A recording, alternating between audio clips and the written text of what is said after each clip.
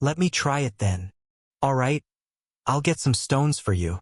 He Yunfang quickly instructed the clan members to bring some stones, then watched his daughter with anticipation. He Qing stood beside the stones, carefully recalling the imagery on the Dao stone in her mind. Over the past 2 months, she had thoroughly studied the character No, examining it over 10,000 times, with the entire form almost etched into her Dao embryo. Taking a deep breath, He Qing began to take action.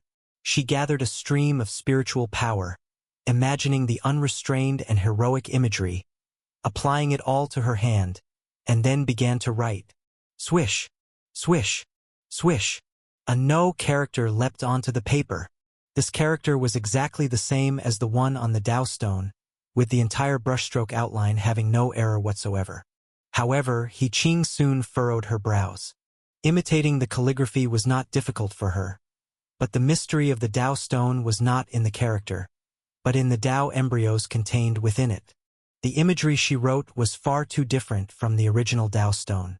He Qing tried rewriting several characters, but it still didn't work. The predecessor who left their calligraphy on the Dao stone had a profound understanding of the Dao. I completely lack that essence. It's just a useless character. He Qing shook her head. He Yunfang could also tell that while the two characters were the same shape, the imagery was entirely different, fundamentally a different concept. It seems destined to be hopeless, He Yunfang sighed. Let me try, Xiang Beifei said. Can you do it? He Qing seemed somewhat doubtful. Didn't you say that imagery didn't suit you, and you haven't even comprehended that predecessor's Dao embryos? That predecessor's imagery doesn't suit me, but I have a never forget after one glance ability, Xiang Beifei said. At our level, we basically all have that ability. Your never forget after one glance is different from mine. Xiang Beifei faintly smiled. Then his fingers moved. Spiritual power surged out from his fingertips. Following that, he confidently and elegantly wrote a No character. How about it? Was my imitation of that predecessor's calligraphy okay? Xiang Beifei smiled. Your character? You actually. He Qing stared at the character Xiang Beifei wrote. The No character was crooked, rushed, vastly different from the original No character, and could even be said to be very ugly. Yet such an unbelievably ugly character left her stunned. How did you imitate it? He Qing asked incredulously. I told you, I have the never forget after one glance ability. Our human race has a unique capability. Xiang Beifei shrugged indifferently. He Yunfang was also extremely surprised. He had studied the Dao stone for a long time and was naturally clear about its imagery, a realm he couldn't hope to reach in his lifetime. But unexpectedly, Xiang Beifei managed to imitate it. How did this young man manage to do all this? He and his daughter looked at each other in astonishment. However, upon closer inspection, they found that the ugly No character Xiang Beifei copied actually had some flaws, but they were minor imperfections in the overall beauty. If the character looked better, it could reach the level of confusing truth with falsehood. He Yunfang was truly amazed by Xiang Beifei. If your calligraphy wasn't so different from that predecessor's, and if you weren't from the human race, I would almost think you were the great predecessor who left that Dao stone. Hee. Xiang Beifei let out a dry laugh. Come on. That magnificent and awe-inspiring No character taken by Gu Hengzi was also written by me. Keep it well. Protect it this time. If you don't want it, sell it quickly. Xiang Beifei waved his hand, no longer staying, and returned to his place of cultivation. He Qing watched Xiang Beifei's disappearing figure, deeply shaken in her heart. I think I vaguely understand why the Dao Palace cannot accommodate the human race, He Qing murmured to herself. The human race is indeed an extraordinary race. High talent, strong mimicry ability. If the human race were allowed to develop freely, I'm afraid the entire heaven and earth ranking would be dominated by them. The absolute authority of the Dao Palace would also be shaken. It must be that they're too outstanding. He Yunfang nodded in agreement. After a while, He Yunfang realized something and said seriously, Shao Qing, we must keep this a secret. We can't let this child die in the hands of the Dao Palace. Father, I understand. I Ching nodded. Xiang Beifei lay on the banyan tree branch on the cliff, yawning contentedly. Xiaohe and Era jumped out again and began discussing the next steps. Now we can finally make a large batch of Dao stones for distribution, right? If everyone in the Edge Corner airspace comprehends our Dao stones, won't you be able to catch them easily and beat them up later? Era lazily asked, sitting cross-legged on the branch. He was gradually getting used to his human form. Xiang Beifei had to persuade him to change his outfit, otherwise his bright green appearance would attract too much attention in a crowd. Xiaohe retorted, "You're so silly. Dao stones must not flood the market. If too many Dao stones appear, the Dao Palace will definitely become suspicious, and they won't comprehend them casually. They'll deem it a conspiracy. They're not dumb. Then we won't make money selling Dao stones now. How could the Dao Palace allow the business house to auction Dao stones again? They'll surely come snatch them as soon as there's news." Era said, "We don't lack money, okay? We are now planning to go head-to-head with the Dao Palace," Xiaohe said, gearing up. Xiang Beifei lay on the branch contemplating the matter. However, his view was actually similar to Xiaohe's. If there are too many Dao stones, they will surely be suspected, which would make Xiang Beifei lose the upper hand.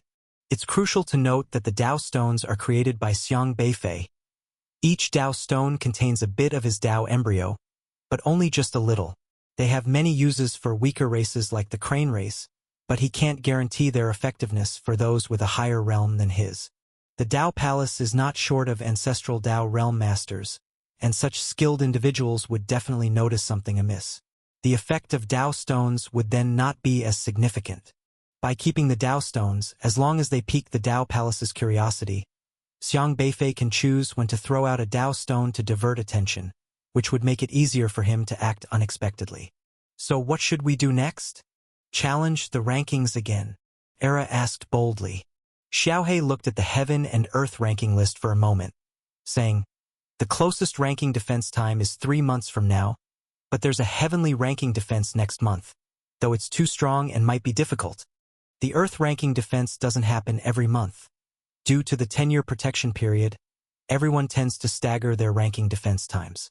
As for the heavenly ranking, the minimum strength required is the Inquiry Dao realm, so we'll leave that for now." Era glanced around sneakily and said, "If there's no one defending, we can still take the initiative. Anyway, changing the heaven and earth ranking doesn't have to happen during ranking defense. Can't we intercept them along the way? Haven't we done that many times before?" "What? You want to break into someone's place and beat them up?" Xiaohe asked. "It's not impossible," Era chuckled. Xiang Beifei pondered for a moment, saying, "Never mind. It's not urgent. Let's cultivate first. Increasing our strength is more important. Immortal, Inquiry Dao, Ascension Dao, Ancestral Dao. He hasn't even reached the Inquiry Dao realm yet. Next step must be to reach the Inquiry Dao realm. While you cultivate, can we go out and play?" Xiaohe asked excitedly. "You can go out to play, but try not to cause too much trouble." Xiang Beifei was relatively confident in Xiaohe. Although this little guy had no fighting power, Xiaohe was clever. With stealth and 3 bricks, it's enough to take down immortal realm people. "No problem. No problem. I'll also gather information for you." Xiaohe tapped the bricks in his hands twice, making dull sounds. "I want to go too," Era piped up, ready to go. "You've been scared ever since you came to the Edge Corner airspace? And now you suddenly have courage?" Xiaohe asked disdainfully. "I've always been brave," Era retorted defiantly. He just couldn't stand the monotony. Being cooped up here was too boring. "Should Yumong go too?" Xiaohe asked. Yumong hesitated for a while, glanced at Xiang Beifei, usually feeling insecure when away from Xiang Beifei, so shook his head. "Coward," Era mocked, then joined Xiaohe and leapt into the void together. Xiang Beifei didn't bother to manage them. Instead, he re-entered a state of cultivation. In the Edge Corner airspace, besides various cities set up by the Dao Palace, there are also many abandoned islands drifting aimlessly. The so-called abandoned islands refer to territories of a sect that shattered and scattered into the void, becoming ownerless land. In the edge corner airspace, breath soil is extremely precious. Clans often engage in conflicts to seize it, with each powerful expert possessing immense strength, frequently reducing a sect's territory to mere rubble during battles. Some land fragments, protected by formation, are blasted thousands of miles out by powerful spiritual power without breaking apart and begin to float in the void. If encountered by someone, they will be refined. If not, they continue to drift. The edge corner airspace is vast, with countless such abandoned islands over millions of years. At this moment, there lay a particularly large abandoned island, over 100 zhang long, seemingly drifting aimlessly. In the void, two small heads were peeking out on a piece of floating breath soil. "Are you sure it's here?" Era asked doubtfully, chewing on a blade of grass. "That's what the broker said. Disguised as the abandoned island is the Drunken Flower Building." Xiaohe rested his chin on one hand, looking down again at the piece of cattle hide parchment. This was the Earth ranking list. For the past month, they had been wandering around various cities, eventually overhearing from a broker the whereabouts of the expert ranked 197th. Brokers are individuals in the edge corner airspace who specialize in collecting and selling information. They are well-informed, with connections said to rival those of the Dao Palace. They are knowledgeable about many things, and with the right price, much information can be bought. Xiaohe had heard that Hong Jiao, ranked 197th, frequently appeared at the Drunken Flower Building, so he planned to intercept him. The Drunken Flower Building is a place where one can liberate their nature, disguised as an abandoned island. This abandoned island is invisible. It cannot be seen from the outside, nor can one ascertain its true form, well hidden. The customers at the Drunken Flower Building are generally notable figures. They do not entertain guests openly, and not just anyone can visit. Usually, customers are introduced by each other, or the owner of the Drunken Flower Building selects them. Even with strict conditions, daily guests never cease. This Hong Jiao comes from the yang-controlling race and is said to cultivate the most rigid and masculine of cultivation techniques. But his excessive yang energy requires him to find a place to relieve it, lest he burns himself out. Xiaohe and Era had been watching this place for 7 or 8 days, waiting for Hong Jiao, ready to knock him out while off guard. How exactly does he relieve fire here? By drinking cold tea? Era naively asked. Xiaohe lowered his voice and whispered, "Of course not. Remember those JoJo short videos I showed you last time? The videos where men and women fought over a blanket?" Era asked, puzzled. "Yes, exactly those."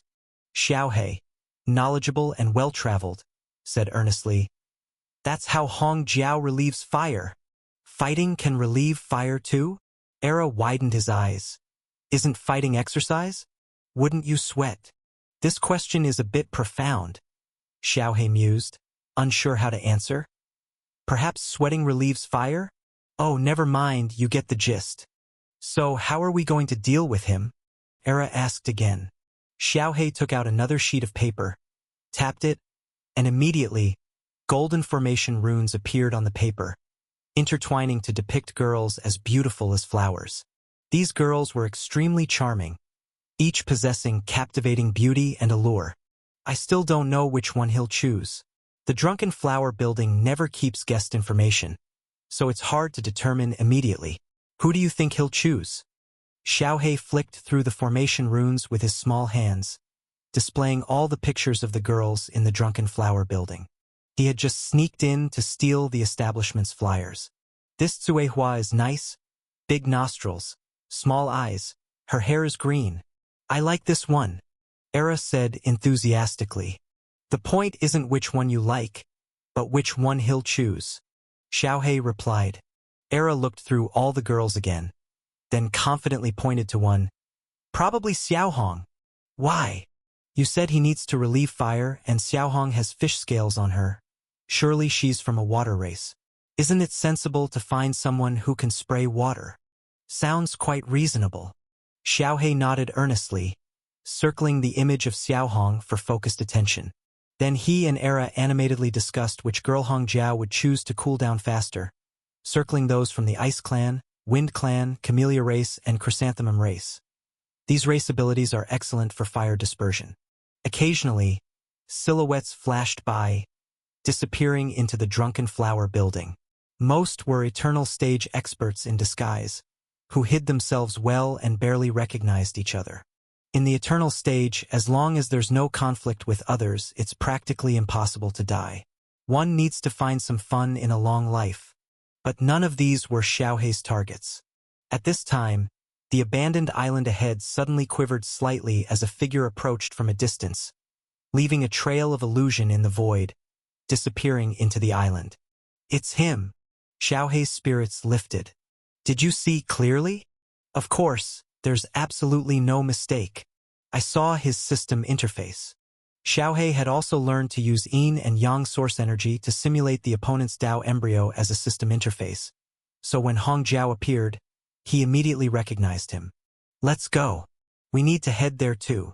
Xiaohei immediately called Era, and the two of them transformed back into their original forms. Using Xiaohei's invisibility ability, they charged into the Drunken Flower building.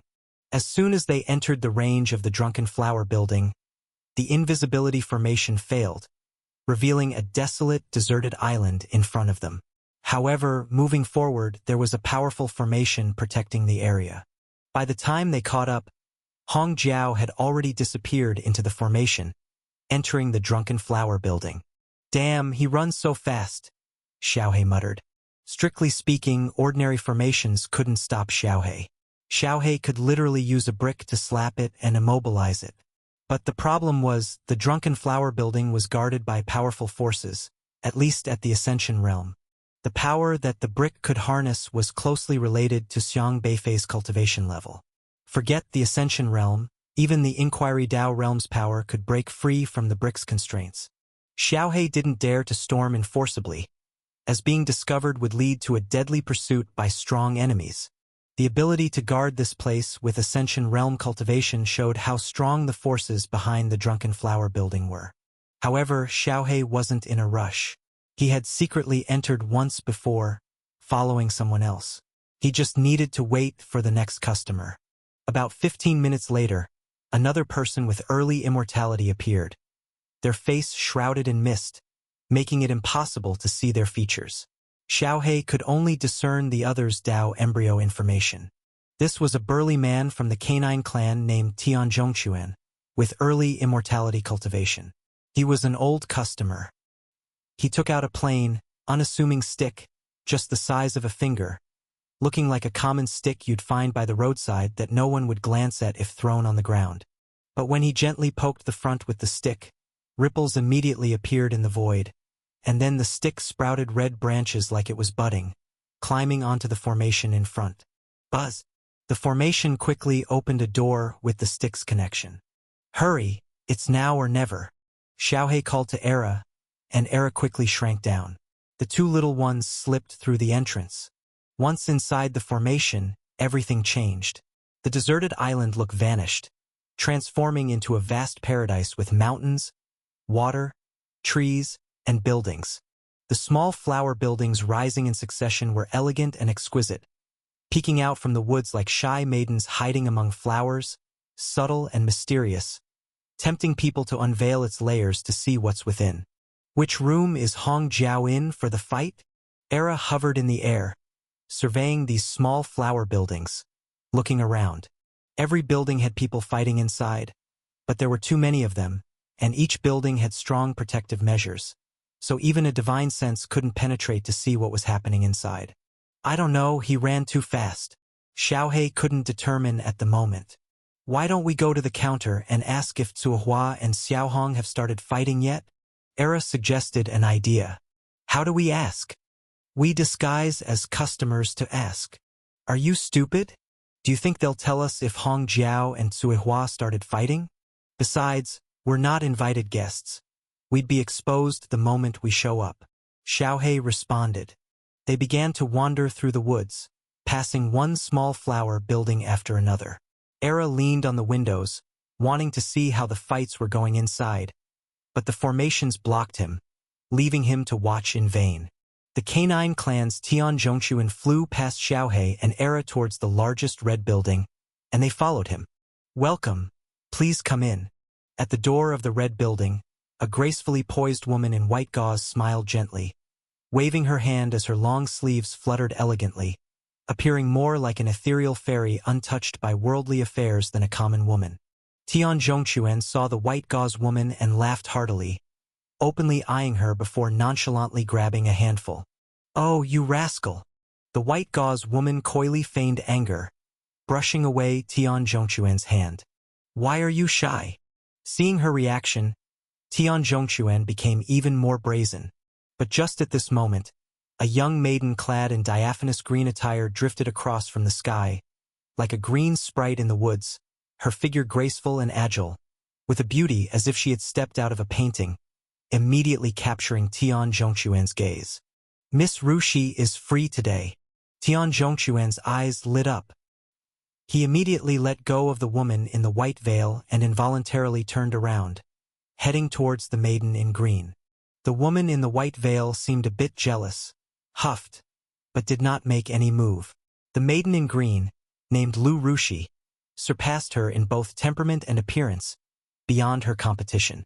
Miss Lu Rushi floated gently onto a small flower pavilion, which had yet to be enclosed.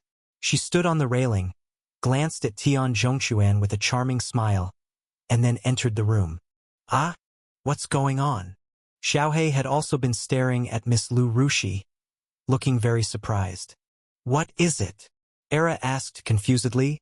"Do you want to fight with Miss Lu Rushi too?" "No, this Miss Lu Rushi. There's something very wrong with her." Xiaohe also rushed over, repeatedly confirming, becoming increasingly astonished, because he saw the system interface of Miss Lu Rushi. Dao Holder, Hong Jiao, Dao Embryo, Yang Controlling Race, Dao Practice, Mid-Eternity. This Lu Rushi, how is she Hong Jiao? Isn't Hong Jiao a man? Xiaohe scratched his head, unable to figure it out. He was sure he hadn't made a mistake. This was the Dao embryo information of Hong Jiao they just saw. Lu Rushi is Hong Jiao? Era was also confused. And by this time, Tian Zhongquan had also landed on the pavilion, and with a wave of his hand, the doors and windows started to close, the outside formation began sealing up. Xiaohe and Era seized the moment when the formation vanished to squeeze inside. 12 feet of soil. Lu Rushi chuckled lightly and named the price. "Ha ha ha, to receive Miss Rushi's service, not to mention 12 feet, even 12 zhong would be worth it." Tian Zhongquan generously tossed a bag over, then laughed heartily as he walked over. "They're fighting. They're fighting. Wow, it's the first time I've seen a real fight. Isn't it more thrilling than a short video?" Era babbled nearby like a yokel, exclaiming in awe, as if his little mind had opened the door to a new world, watching with great relish. Xiaohe frowned thoughtfully, as if contemplating. Soon he noticed something amiss, as a trace of yang energy from Tian Zhongquan vanished silently into Miss Lu Rushi. Xiaohe suddenly realized and said, "I think I understand. This Hong Jiao of the yang controlling race isn't here to quell a fire, but to invite it upon himself." Invite fire upon himself? Era couldn't quite grasp it. Xiaohe explained seriously, "Think about it, he cultivates yang energy, which men naturally possess. But Hong Jiao is also a man, so I think he pretends to be a woman, comes to a place like this to fight, and collects customers' yang energy for cultivation." "Ah? Isn't that perverted?" Era's eyes widened. Immediately, he looked at Tian Zhongquan with an expression of sympathy. This poor canine clan expert, if he knew the Lu Rushi he sought at the Drunken Flower Building was a man in disguise, he'd probably be scared stiff, wouldn't he? Just imagining that scene is thrilling. Unfortunately, Hong Jiao of the yang controlling race disguised himself too well. At their level of cultivation, changing appearances is just a matter of thought, isn't it? I kind of want to tell Tian Zhongquan the truth. Era chuckled mischievously. "Leave him be. We need to settle Hong Jiao. We're here on an undercover mission," Xiaohe stated earnestly. Xiaohe was right. Hong Jiao is Lu Rushi. The yang-controlling race needs to cultivate yang energy, and their most direct source is to devour the abundant yang energy from others. Rather than saying Hong Jiao came here for pleasure, it would be better to say this place is the best venue for his cultivation. The disguised Lu Rushi, who is actually Hong Jiao, is completely unaware that two immature children beside them are critiquing them. Should we make a move? Era asked quietly. No way.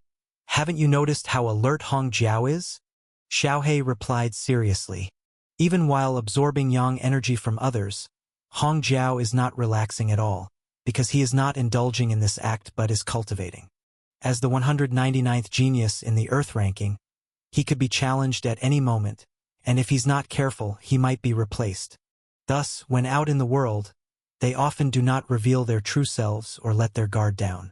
Even now, Hong Jiao carries a defense of spiritual power, ready to block Tian Zhongquan's attempts. If Xiaohei tried to attack from behind, considering Hong Jiao's skill, he would definitely be able to react. Tian Zhongquan, on the other hand, laughed audaciously, thinking Lu Rushi was merely an orifice-transforming cultivator with no defenses. But just when he was about to go crazy, suddenly a massive force surged from Hong Jiao, instantly linking to Tian Zhongquan's Dao embryo. Tian Zhongquan abruptly woke and shouted, Lu Rushi, what are you doing? Lu Rushi was already seated up, with a cold smile, no longer bearing the charming demeanor from before, and said, What do you think? Her voice was no longer serenely melodious but had transformed into a deep male voice instead. This voice startled Tian Zhongquan. His face changed color instantly.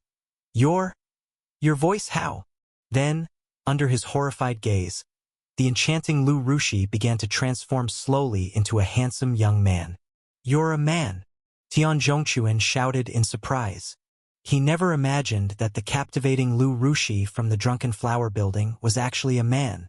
Thinking back to how he had thrown himself at a man just now, his face turned as white as a sheet. Feeling a tumult in his stomach, he directly vomited. The more Tian Zhongquan thought about it, the angrier he became. As he attempted to rise angrily, he was shocked to find himself completely immobilized by the opponent. Who the hell are you? Tian Zhongquan yelled furiously. Borrowing your Dao embryo for a moment. Hong Jiao laughed self-mockingly, and his body instantly illuminated with golden light, releasing powerful yang energy that formed a vortex, tightly restraining Tian Zhongquan. Tian Zhongquan's cultivation was only at the initial stage of immortality, but he often paid attention to the various geniuses in the Edge Corner airspace. Because he himself had only just stepped into the immortality stage for a few hundred years with excellent talent, he might eventually enter the Earth ranking too. Basically, anyone with some knowledge knows which race each genius hails from, and what heavenly Dao powers they cultivate. The moment Hong Jiao's heavenly Dao powers revealed themselves, he instantly recognized them.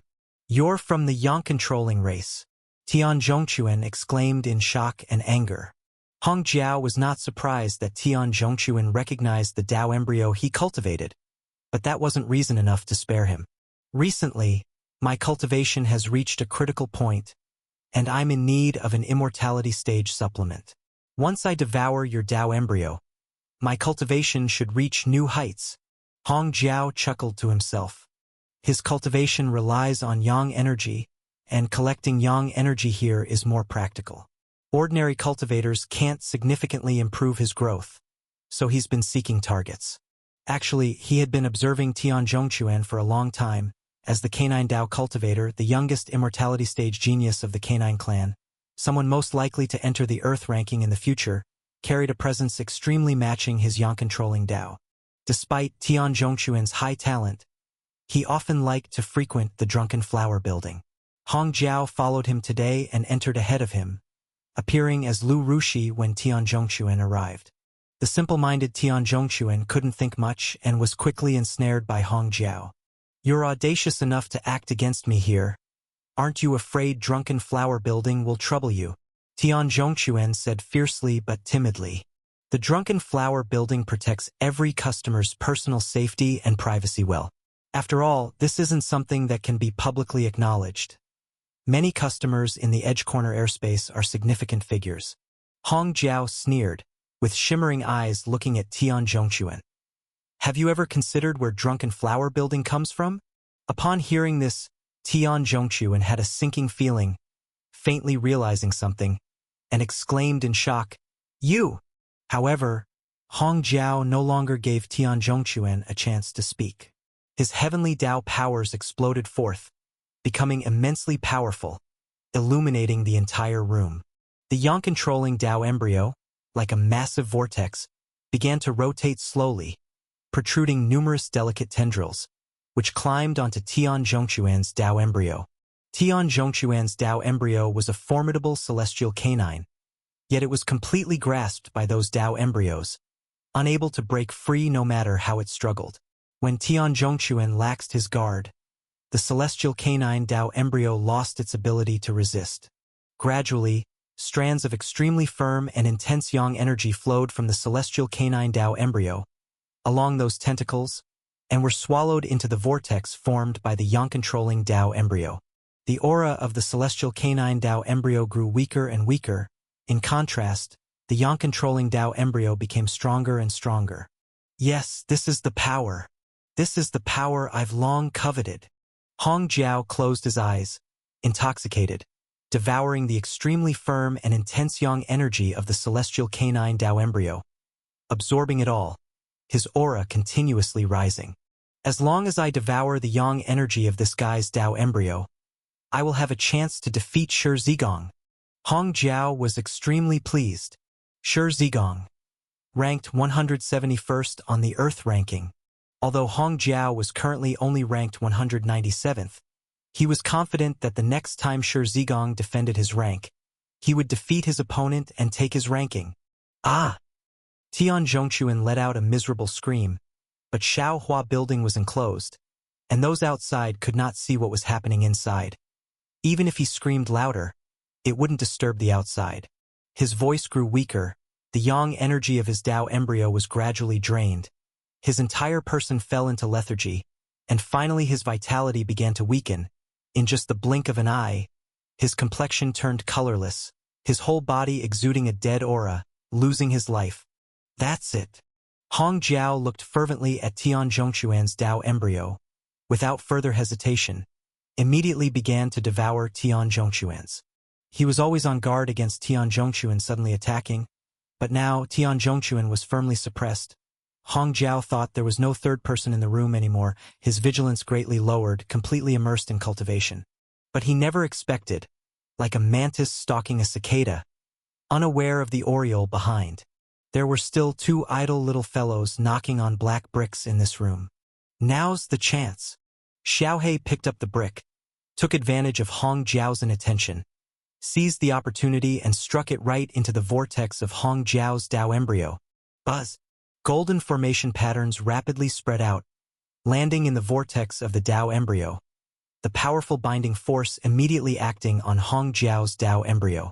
Hong Jiao focused all his attention on devouring Tian Zhongquan's Dao embryo, not expecting a sudden strike from a brick. This time he left himself wide open, caught off guard by Xiaohei's brick right on his Dao embryo. Even if Hong Jiao wanted to resist, it was too late. Who are you? Hong Jiao was shocked and angry, roaring loudly, but when he realized it, he found himself being firmly restrained by a strange force. Unable to move at all, even trying to break through with spiritual power was too late. He was utterly terrified inside, unable to understand why there was such a change in the room. But when he tried to turn his head, he saw another brick slam onto his forehead. Bang! Because the Dao embryo was pinned, Hong Jiao was no more than a regular cultivator without the power to tie up a chicken, knocked out by a single brick. All done. Xiaohei turned into a human, stood satisfied in front of Hong Jiao. At the same time, the Dao Palace imprint on Hong Jiao's wrist seemed to sense something, swiftly flew out, starting to circle around Xiaohei and Era. Are you sure we can do this? Will the Dao Palace imprint know we defeated him? Era patted the Dao Palace imprint with his hand, but the Dao Palace imprint quickly dodged, turning towards Xiaohei instead. This thing is just a formation. I know how to handle it. Xiaohei confidently reached out his little hand and grabbed the Dao Palace imprint. The Dao Palace imprint merged into Xiaohei's body, preparing to check if Xiaohei met the information, but Xiaohei's little hand grabbed the Dao Palace imprint. After a few squeezes, the Dao Palace imprint became obedient. "Is it done?" Era asked. "Of course." "Then what should we call it this time?" Era asked excitedly. "This time it must start with broken." Xiaohei bit his finger, eyes rolling for a long time, then laughed heartily, saying, "Let's call it Dash. Broken pot, broken hat, broken jar, breakdown, Dash." A new member happily joins the Broken Dao race. The Dao Palace imprint quickly recorded Xiaohei's information.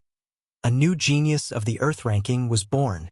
At this time, the various major Earth rankings in the Edge Corner airspace began to change methodically. "All right, it's settled. Now what should we do with this guy?" Era kicked the unconscious Hong Jiao he had knocked out. Although Hong Jiao was ruthless and relied on devouring others' Dao embryos to become stronger, strictly speaking, he had no particular grievance with Xiaohei and the others. They originally weren't here to punish evil. "Never mind him, we're just here for the Dao Palace mark," said Xiaohei. There was no need to meddle in the affairs of someone unacquainted. No need to kill. However, Xiaohei still left a trace on the opponent's Dao embryo, marking his aura. Next time, if he dared cause trouble, there would be no mercy. "I should grab something too."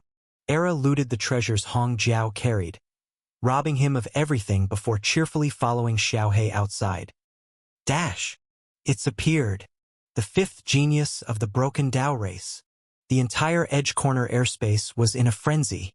In less than 4 months, a mysterious race emerged in Edge Corner airspace, as if preparing for their debut, successively defeating 5 Earth-ranking geniuses and replacing them. For an ordinary race, even having one person on the Heaven and Earth ranking would bring glory to their ancestors. Yet the Broken Dao race seized 5 spots at once.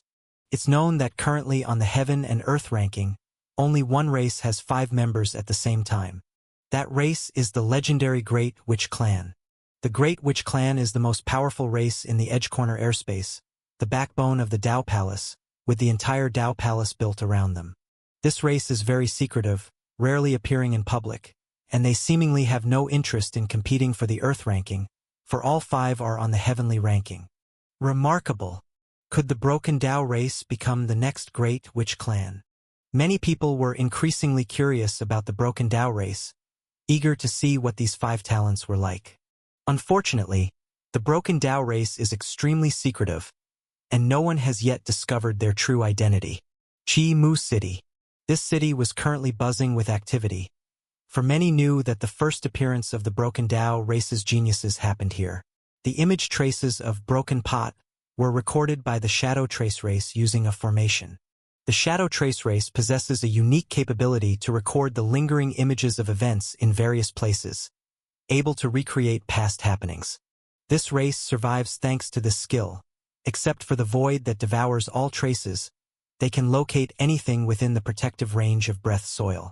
Although Broken Pot appeared for less than a quarter of an hour, and even defeated Guan Wanli in an instant, the brief exchange was recorded by the Shadow Trace race and embedded into jade pendants, mass-produced for sale. The sales were booming, on the brink of madness. Some people bought these jade pendants to study the Broken Dao race. For now, as the race occupies 5 spots on the Earth ranking, these geniuses must be surpassed in the future. On the bustling street, a plainly dressed middle-aged man was examining his newly purchased jade pendant. This man was unremarkable, barely noticeable amidst the crowd. Strange, what exactly is the Broken Dao race? No trace of them was left in the Divine Feather commercial tower, yet there was one on the Dao Palace's battle platform. The middle-aged man pondered.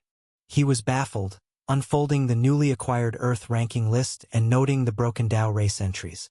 Right, what was the 5th genius of the Broken Dao race called again? The middle-aged man searched the Earth ranking, finally finding the name at the 197th position. When he saw the 199th name, his body suddenly jolted. Dash! The middle-aged man's face showed an expression of disbelief. How can it be this name? He seemed utterly shocked. Scrutinizing the 3 characters, His expression gradually became somber. Could it be a coincidence named this? Here in Edge Corner airspace, there is no such term as dash. Could it mean this dash is from Zhuzhou? The middle-aged man muttered to himself. He had no particular thoughts about ragged, broken hat, or broken pot. After all, among thousands of races, peculiar names weren't surprising. But the name dash was anything but simple, because this is a symbol uniquely named in Zhuzhou. No, I must report this information. The middle-aged man realized the gravity of the situation and, turning around, vanished at the street corner. The room was dimly lit, with the doors and windows tightly closed. This place was an insignificant inn in Chimu City, where people came and went constantly. Many cultivators from various races came to the city for business and needed a place to stay overnight. At this moment, there were 3 people in the inn's room, 2 men and 1 woman. Among the 3, one was an elderly man with graying hair, looking as if worn down by life, his short beard growing, sitting cross-legged on the bed with his eyes closed. His ears were pointed, characteristic of the E-tribe, a look that typically only cultivators who haven't reached the immortal realm have. In the corner of the room, a resolute-looking man sat on a chair. He was large and robust like a rock sitting there, giving a tremendous sense of security. However, the scales on his forehead detracted from his appearance. On the other chair on the opposite side, a girl in a blue dress was resting her chin in boredom, yawning. She was quite beautiful, with 2 lovely antlers on her head, appearing extremely adorable. Yet, at this moment, she seemed bored, idly fiddling with those small antlers, and then suddenly, snap, she accidentally broke one off. Oh no! She appeared slightly embarrassed. The man opposite frowned and said, "Zhu Yu, fix your antlers properly. You can't be careless with these things." "Sorry, Uncle Chu. I'll fix it right away." The girl named Zhu Yu hurriedly put the antlers back onto her head, looking a bit clumsy, the antlers now unevenly placed. "When we go out, don't dress so attractively. That way you can avoid trouble. You must understand there are no shortage of villains in the Edge Corner airspace who are wary of beautiful looks." The man continued. "Okay." The girl replied with a sheepish smile, then reached up to her smooth face, pulling and tugging randomly, elongating her eye corners and flattening her nose, turning her once smoothly beautiful face into something quite awkward. "You!" The Chu-named man seemed a bit vexed as he said, "You make ugliness more noticeable. We need to disguise ourselves as ordinary people, ordinary. Understand? The kind who blend into the crowd without drawing attention. Not too beautiful, nor too ugly, otherwise you stand out." "But I don't know what counts as ordinary," Zhu Yu muttered. "You must study the art of disguise well before going out in the future. The Edge Corner airspace's cities are all under Dao Palace's influence, not a place for joking around. Have you forgotten our identities?" The man instructed sternly. "Yes, I'll study well," Zhu Yu said with her head down. "All right, Chu Jun. Zhu Yu is also out for the first time. Don't be too harsh," said the elderly man sitting cross-legged on the bed with his eyes open. "Elder Zhong, I'm not being too harsh. I have roamed and scouted information across Edge Corner airspace cities for years. I'm well aware of Dao Palace's means of capturing and discovering our human race's identity. We've lost countless companions over the years, and these are lessons of blood and tears. Dao Palace knows nearly all race characteristics in Edge Corner airspace. Disguises like hers which are mismatched will immediately be noticed, and definitely invite catastrophe." The man named Chu Jun spoke earnestly, recalling companions who met their end at Dao Palace's hands, his fists unconsciously clenched. Dao Palace issued a hunt order in Edge Corner airspace, constantly pursuing the human race. And they were the humans lurking in the shadows, barely surviving. The human race was not extinct in Edge Corner airspace. They were forced to hide. For years, the human race in Edge Corner airspace lived like rats, afraid to draw attention, taking care to disguise their appearance when they ventured out, fearing detection by Dao Palace and inviting death. Countless humans had already been brutally killed by Dao Palace after accidentally exposing their identities. Unless absolutely necessary, they wouldn't allow the younger generation to casually go out. Elder Zhong said, I understand your concern. Zhu Yu has always been kept at home, and this time she is let out to better understand the edge corner airspace situation. Help her with what she doesn't understand. All right. Chu Jun said no more and walked toward Zhu Yu, skillfully adjusting her ugly face. His technique was deft, quickly reshaping Zhu Yu's face into a plain, nondescript general face. Touching her adjusted face, Zhu Yu cheerfully conjured a mirror using spiritual power from the void, admiring it. Don't casually use abilities outside the Deer Clan's traits. You are a Deer Clan now, Chu Jun sternly reprimanded. Oh, okay. Hesitant to argue, Zhu Yu withdrew the mirror shaped from spiritual power. Knock, knock, knock. At this moment, the door suddenly knocked rhythmically, prompting the three inside to become alert and stare toward the door. Who is it? Elder Zhong asked in a deep voice. It's me. A low voice responded from outside. Where did you go? Went to buy oil cakes. How many did you buy? 4. Elder Zhong gestured to Chu Jun, who nodded slightly, cautiously placing his hand on the door, causing a ripple of spiritual power, opening a seam in the formation at the doorway. He peeked through the seam before fully opening the door. The middle-aged man outside immediately squeezed in, and Chu Jun checked the surroundings, ensuring no one noticed them before closing the door again, resealing the room's formation. Qian Qingba, how are things at the Dao Palace? Elder Zhong asked. Elder Zhong, there's no movement over there at the Dao Palace, but I found something quite unusual. Take a look at this Earth ranking list. The man referred to as Qian Qingba hurriedly took several lists from within his sleeve and handed them to the others. This was the latest Earth ranking list. The rankings had just changed recently.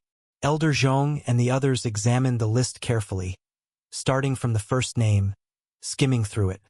Oh, that broken hat is still holding the 98th place. Amazing. Among the top 100 on the Earth ranking, everyone else is in the late immortal stage, and he's the only one in the early immortal stage. Zhu Yu exclaimed in admiration. The strong are always awe-inspiring.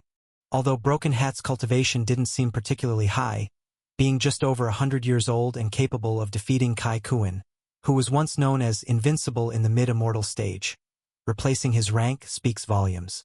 Even though it was Zhu Yu's first time out, she was aware of the heaven and earth rankings, and had always admired this Broken Hat. She didn't know what race the Broken Dao race was, but she acknowledged the opponent's strength. Chu Jun furrowed his brows and said gravely, This Broken Dao race is indeed strange. I searched through the classics and found no mention of such a race. It's unclear if they are friend or foe. It's a strong race that always attracts his attention. Elder Zhong said solemnly, Since the Broken Dao race has chosen to emerge and climb the heaven and earth rankings, it means they've chosen to adhere to the Dao Palace's rules. I fear they will become a formidable opponent, perhaps even a very strong one. Both he and Chu Jun appeared heavy-hearted.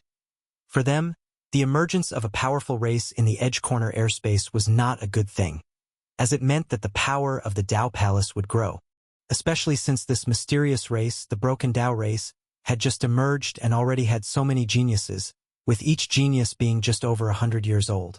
That Broken Hat even used his exaggerated early immortal stage prowess to squeeze into the top 100 on the Earth ranking. This must be a deeply rooted, great race. The atmosphere was somewhat oppressive. However, Qian Qingba said, Not exactly, look further down. The Broken Dao race has produced another genius, ranked 197th. Elder Zhong and Chu Jun moved their gaze downward.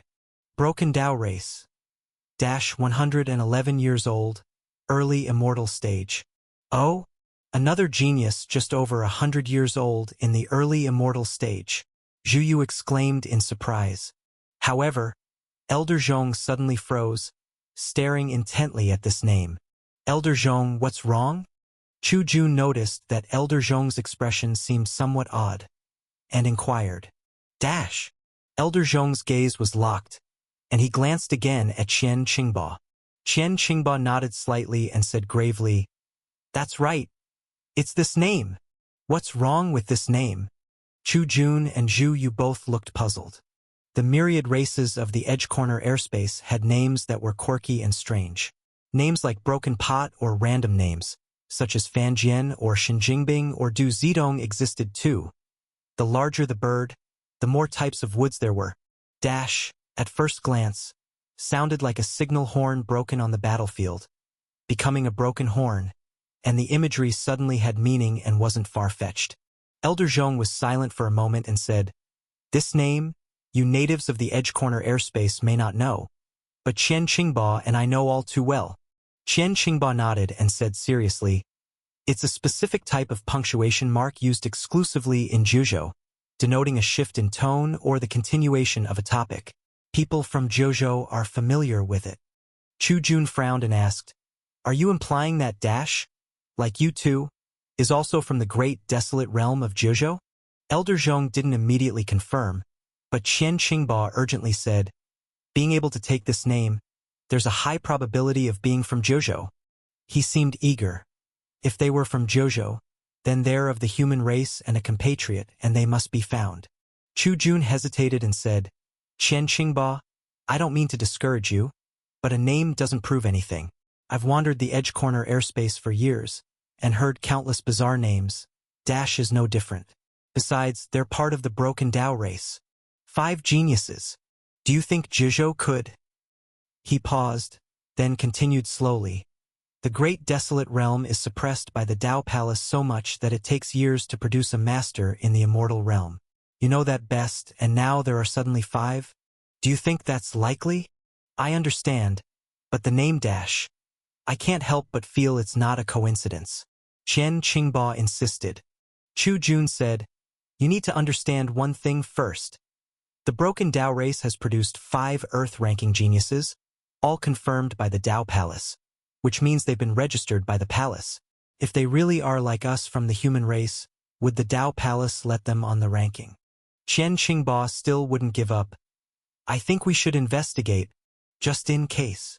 "No need," Elder Zhong interrupted Qian Qingba. "Elder Zhong, do you also think this is just a coincidence?"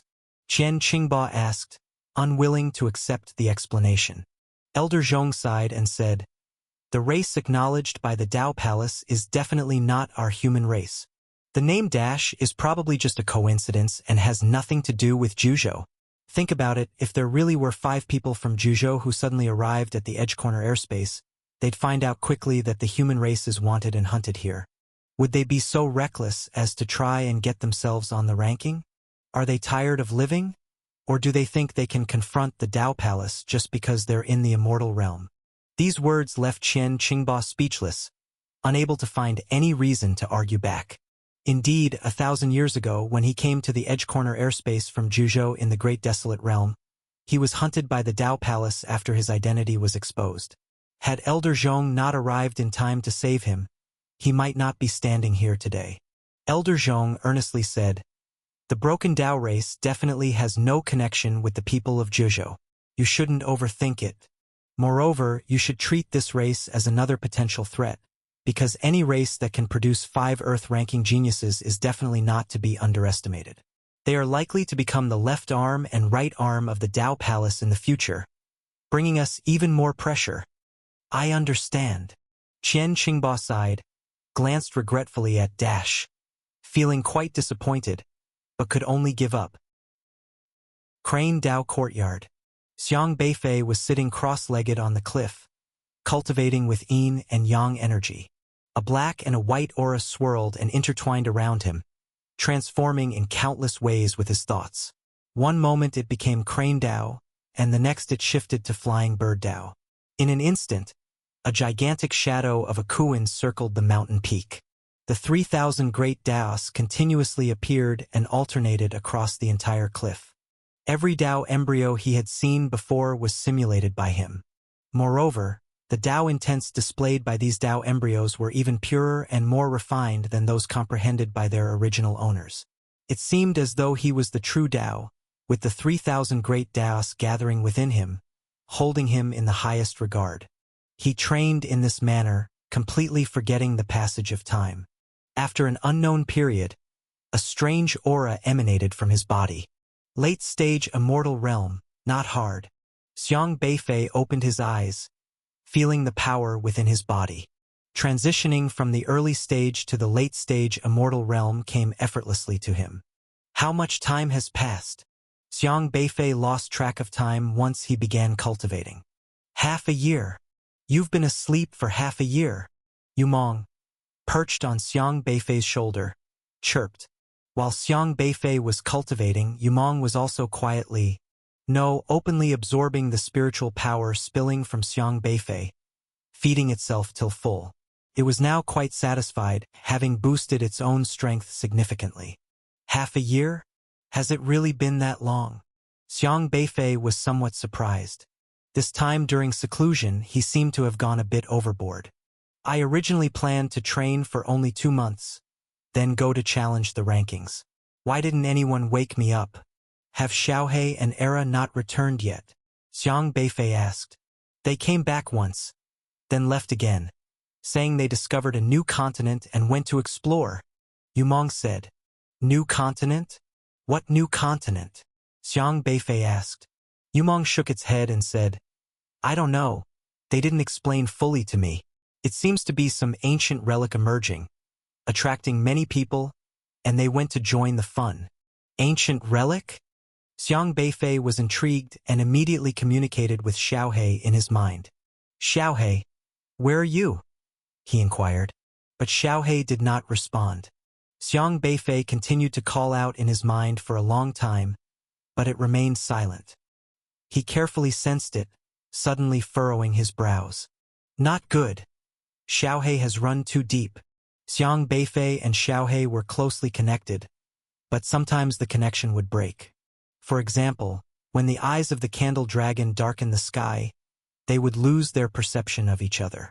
Or, when they first arrived at the Edge Corner airspace last time in Kongqing, when Xiang Beifei sent Xiaohe upstairs, he also lost contact briefly.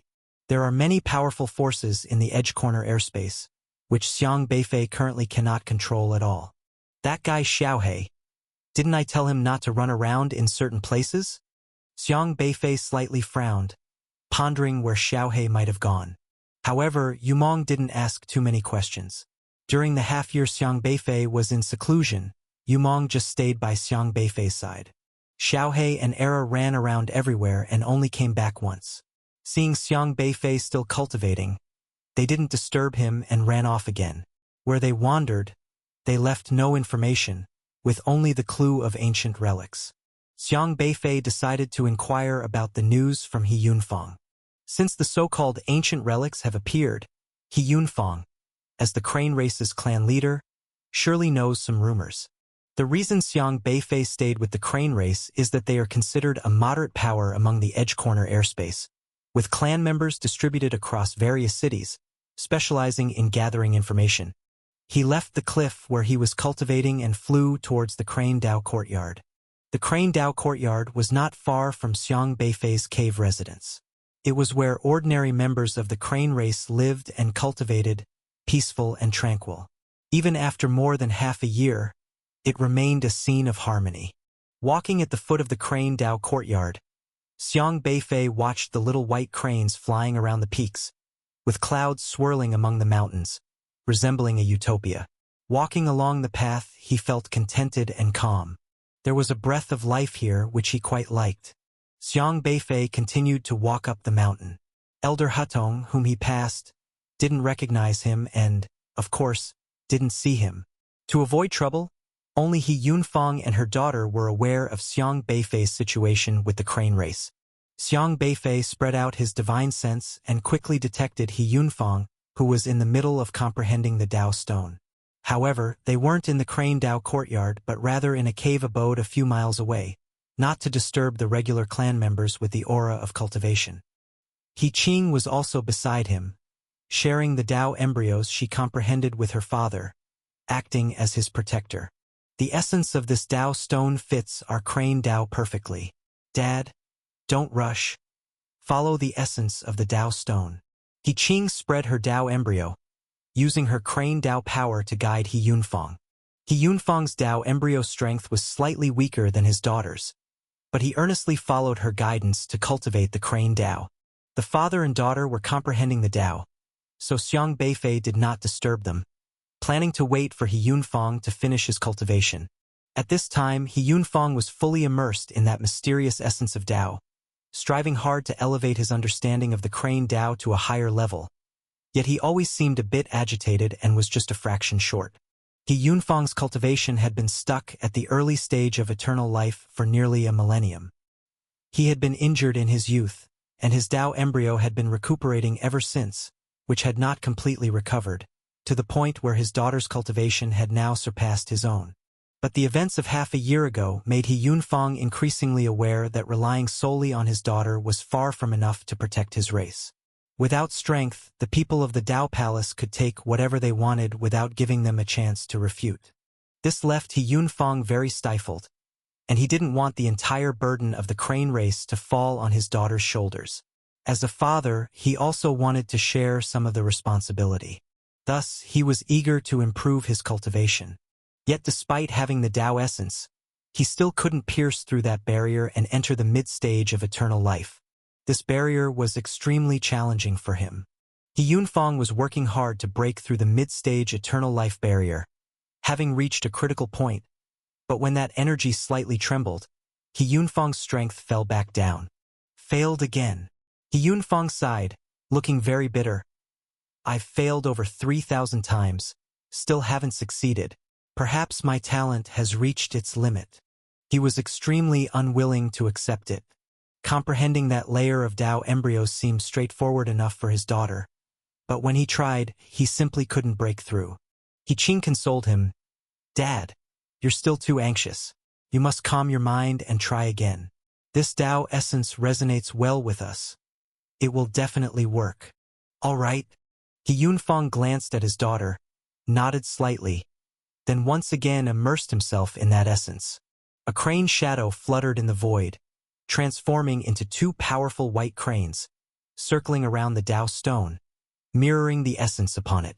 He Yunfang was indeed trying hard to comprehend, yet after half an hour he failed once more. Again!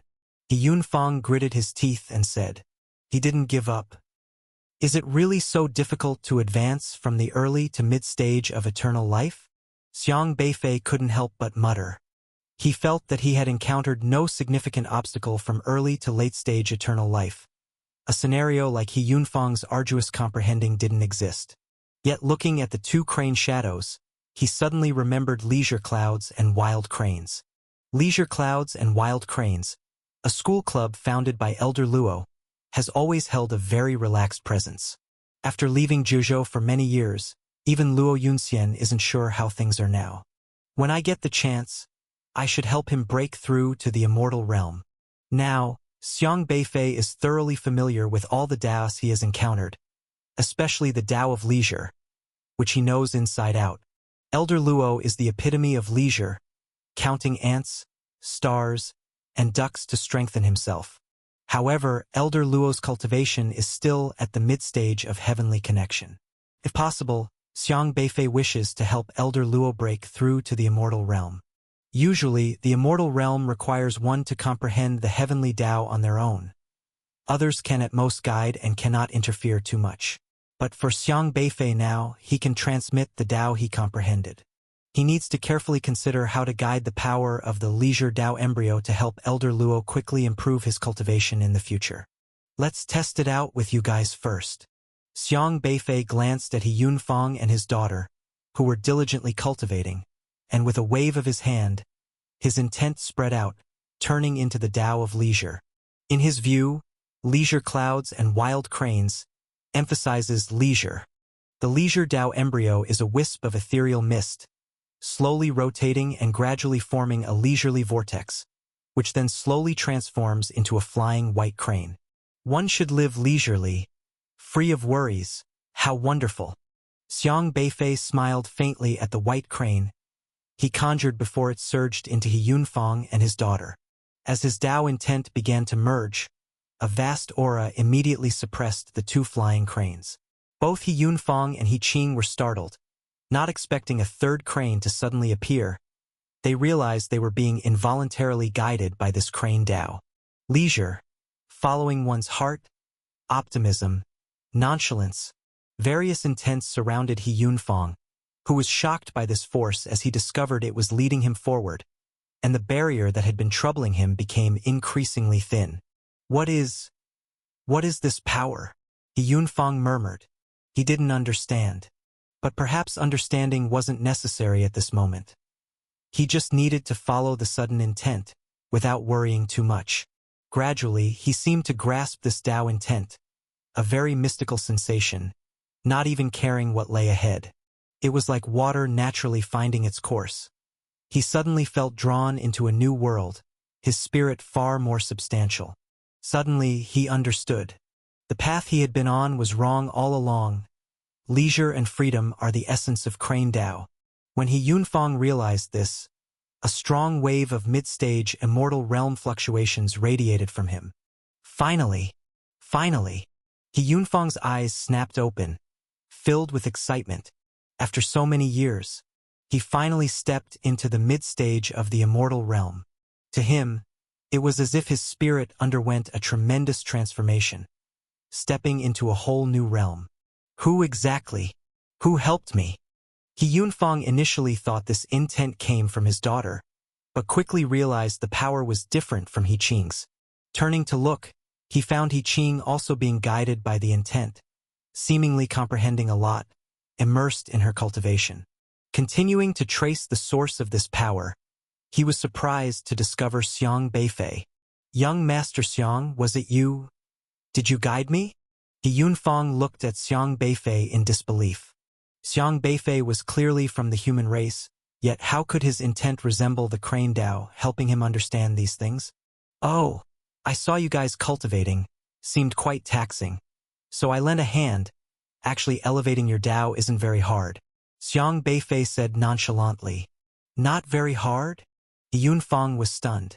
He felt like he had been hit with 1,000 spiritual blows. Isn't it hard? He had failed thousands of times to break through this barrier. You are. He Yunfang came to his senses, asking in shock. He felt utterly embarrassed. Being a cultivator, the difference was just too great. I'm from the human race. This excuse unfailingly useful.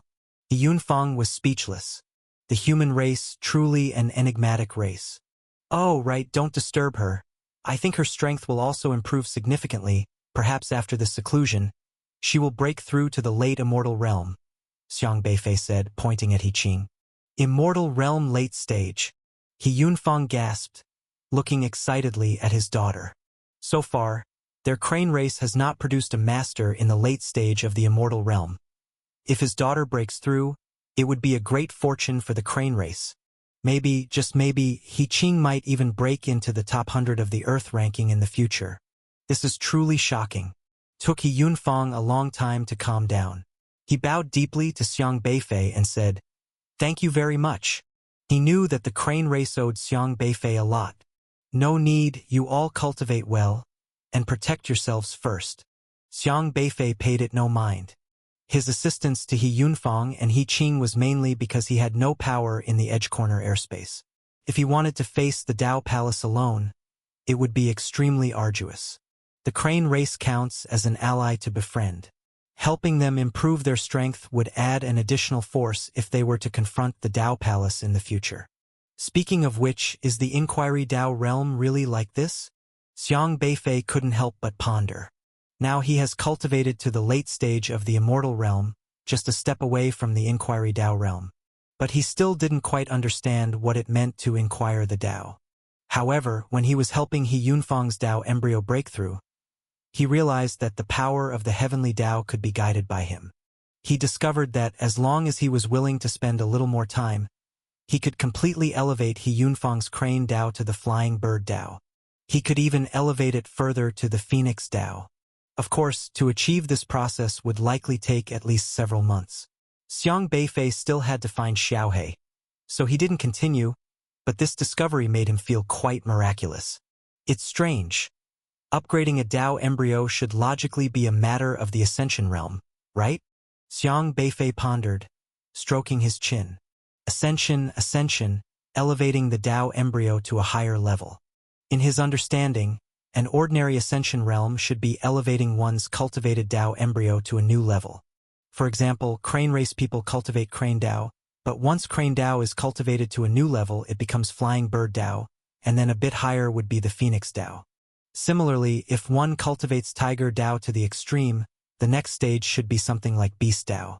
If this is a reasonable explanation of the ascension realm, isn't it something he can do? Could it be that I have comprehended the essence of ascension? Xiang Beifei's eyes widened. But the key is, I haven't even reached the inquiry Dao realm yet. Xiang Beifei was confused again. Immortal, inquiry Dao, ascension, ancestral Dao. Everyone wants to become stronger. They must comprehend each realm step by step with no exceptions. But Xiang Beifei vaguely realized that his ability to elevate others' Dao embryos seemed to belong to a kind of ascension realm. Could he have directly skipped the inquiry Dao stage and comprehended the method of ascension? This thought made him feel a little incredible. Unfortunately, now there is no one to provide answers for him. Back in Zhuzhou, when he didn't understand the realms, Elder Luo would always explain to him, but now he hasn't encountered anyone stronger than himself, perhaps except for his grandfather, but even his grandfather didn't know the reason and couldn't provide an answer. He must find an elder in the ascension realm to seek advice. Xiang Beifei gathered his thoughts and asked, "By the way, I came today to inquire about something. Recently, I've heard some things happening in the Edge Corner airspace related to ancient relics. Have you heard anything about it?" "Ancient relics, young Master Xiang? Are you interested in this as well?" Yunfang said. "You know about this?" "Yes." Yunfang nodded. "Eh? Then why haven't you joined the commotion?" Xiang Beifei asked in surprise. Logically, if any relic emerges, it must be accompanied by a great opportunity, so anyone who knows should at least try their luck. Yunfang smiled wryly. "Ancient relics are extremely dangerous, not something we can venture into. Young Master Xiang, I advise you to abandon this thought. Otherwise, it would be very dangerous." "How dangerous?" "Entering during the immortal phase basically means no return." "Immortality seems to have no return?" Xiang Beifei said in surprise. Yunfang nodded slightly and said, "As we all know, the order established by the Dao Palace began around 100,000 years ago. Back then, the Edge Corner airspace was inhabited by many ancient tribes, extremely powerful ancient tribes that controlled abundant breath soil resources. Xiang Beifei had already learned about this history. 100,000 years ago, the tribes could be described as flourishing like 100 flowers. Yet the stronger the tribe, the more they desired to control the entire Edge Corner airspace. The friction and battles among tribes were endless, frequently leading to great wars through alliances. Initially, it was just a clash among a few major tribes, but later it affected the interests of other tribes, drawing in more and more smaller tribes until the entire war erupted, forming 9 factions. The Dao Palace emerged as the final victor of this battle. The once mighty ancient tribes were defeated, suffering devastating damage, some choosing to retire from the world, while others were completely annihilated. However, the relics left by these tribes still lingered in the world. After all, these relics were protected by various powerful ancient formations. Even the Dao Palace couldn't seize them as their own. Doesn't the Dao Palace have experts in the ancestral Dao realm? Would they leave these relics alone? Xiang Beifei asked. "I wasn't born yet during that battle 100,000 years ago, and I didn't experience it. But it's said that many relics have special protections. Almost all the protective measures are specifically targeted against people from the Dao Palace. As soon as you enter as someone from Dao Palace, you would suffer terrifying attacks." Yunfang explained. "It's quite novel that even the Dao Palace is targeted by ancient relics. Actually, it's not just the Dao Palace being targeted. In the battle 100,000 years ago, there were a total of 9 factions, each guarding against the others, and the Dao Palace was just one of them. Even if you survived from the other 8 factions, you would still be targeted if you enter now. The ancient tribes possessed formidable means. Any disguise is useless, as they rely on the power of the heavenly Dao to judge a person, leaving virtually no place to hide. Can experts in the ancestral Dao realm even be afraid of a broken relic formation? Xiang Beifei asked in doubt. The relics have self-protection mechanisms. The more powerful a person, the more they would be repelled by the formations. If Ascension Realm or Ancestral Dao Realm is detected, these arrays would consider the individual an intruder and activate defense mechanisms, closing down the formation and sealing the entire relic. Of course, this is all hearsay. I haven't seen the specifics myself. He Yunfang paused for a moment, then continued, such defense mechanisms in ancient relics actually give ordinary tribes a chance. Clearly, the Dao Palace also hopes to excavate the contents of the relics, and since they can't enter themselves, they offer this opportunity to the experts of various tribes, hoping they can obtain something. Are you sure it's giving tribes like yours a chance? Xiang Beifei asked calmly. He Yunfang gave a bitter smile, understanding exactly what Xiang Beifei was implying. Half a year ago, the affair of the Dao Stone being seized by Gu Hengzi was still fresh in his memory. If an ordinary tribe really obtained a treasure or opportunity within the relic without strength, it would still be taken by others. Ultimately, after being handled a few times, it would return to the Dao Palace. It's precisely because I've seen through the Dao Palace's actions that I didn't let Shao Qing go this time. Of course, another reason is that the ancient relics are too dangerous, and it's hard for someone alone in the immortality stage to cope. Generally, people go in groups, and at least one person in the Inquiry Dao realm is needed to lead the team. Xiang Beifei nodded slightly. Young Master Xiang, I think you should think twice if you're planning to go, He Yunfang said. How do you get to that relic? You really want to go? To broaden my horizons. I can protect myself, Xiang Beifei replied. He Yunfang initially wanted to persuade him further, but he remembered that Xiang Beifei had once effortlessly killed Kai Kuan and Tang Yingxin, his strength far exceeding that of his daughter, so there wasn't much use in trying to persuade him. After a moment of contemplation, he said, If you want to go, you must find an expert in the Inquiry Dao realm and preferably join their team to have some support. I will consider it. You must consider it. This is no joke, He Yunfang said seriously. All right, just tell me how to go there, Xiang Beifei said helplessly. I happen to know a senior in the Inquiry Dao realm, although I wouldn't say we are very familiar. My father had some connections with him in the past, but he had extraordinary talent and stepped into the Inquiry Dao realm hundreds of years ago. If you want to go, you can find him, he should be going. With him, you'll be safer. He Yunfang recommended a strong backer to Xiang Beifei. I'm from the human race? Are you sure he would take me? This. He Yunfang hesitated. Xiang Beifei's identity was indeed very sensitive. Not all tribes could differentiate right from wrong as clearly as theirs. Never mind, it's fine. I'll disguise my identity. Just tell me the place, Xiang Beifei said. Knowing Xiang Beifei was determined to go, He Yunfang had no choice but to say, All right, head to Tiger's Keep Pass and find our crane race steward, He Xingchang. He will tell you the latest position of the ancient relics. The ancient relics are constantly drifting, and their positions change daily, but in the recent period, they have been traceable. He Yunfang handed a white crane feather to Xiang Beifei and said, Take this crane feather, and in any city, all crane race people will follow your orders. If you need to inquire about something inconveniently, just send them to handle it. Seeing this feather is like seeing the clan leader. All crane race people will obey your command. Thank you, said Xiang Beifei. You must be careful, He Yunfang warned again. Tiger's Keep Pass is actually a city, but this city is much larger than Chimu City and Divine Feather City, with part of the crane race's industries distributed here. Xiang Beifei landed on the street, bustling with people and vendors everywhere. He followed the address given by He Yunfang and soon arrived at a shop. The shop had the large words Crane Cloak written on it, where the crane race specifically sold their ultra-strong defensive cloaks. He walked into the shop, where a few customers were selecting crane cloaks. From the Qi controlling stage to the heavenly connection stage, crane cloaks of different tiers could withstand varying degrees of attack. Although they were not very useful for those in the immortal realm, they were very effective for anyone below it. The crane race's crane feather products were of excellent quality and affordable and could assist in flying, gaining the favor of many customers. Additionally, they sold various crane feather flying blades which were sharp and powerful, capable of attacking automatically.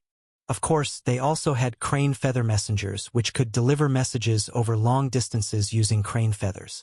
"Sir, what would you like?" Upon Xiang Beifei's entry into the shop, a crane race attendant enthusiastically approached to serve him. Xiang Beifei entered the city in human form this time, so the attendant immediately noticed that Xiang Beifei's strength was at least in the immortal realm. "I've come to see the shopkeeper He Xingchang. Chief, he sent me here." Xiang Beifei handed a luminous white crane feather to the attendant.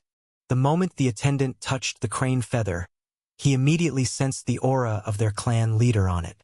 This was an extremely prestigious token of the crane race. His expression immediately turned serious, and he dared not be negligent, quickly and respectfully saying, "This way, sir." The attendant led Xiang Beifei to the inner hall, through a corridor, and arrived at the back hall. "Shopkeeper."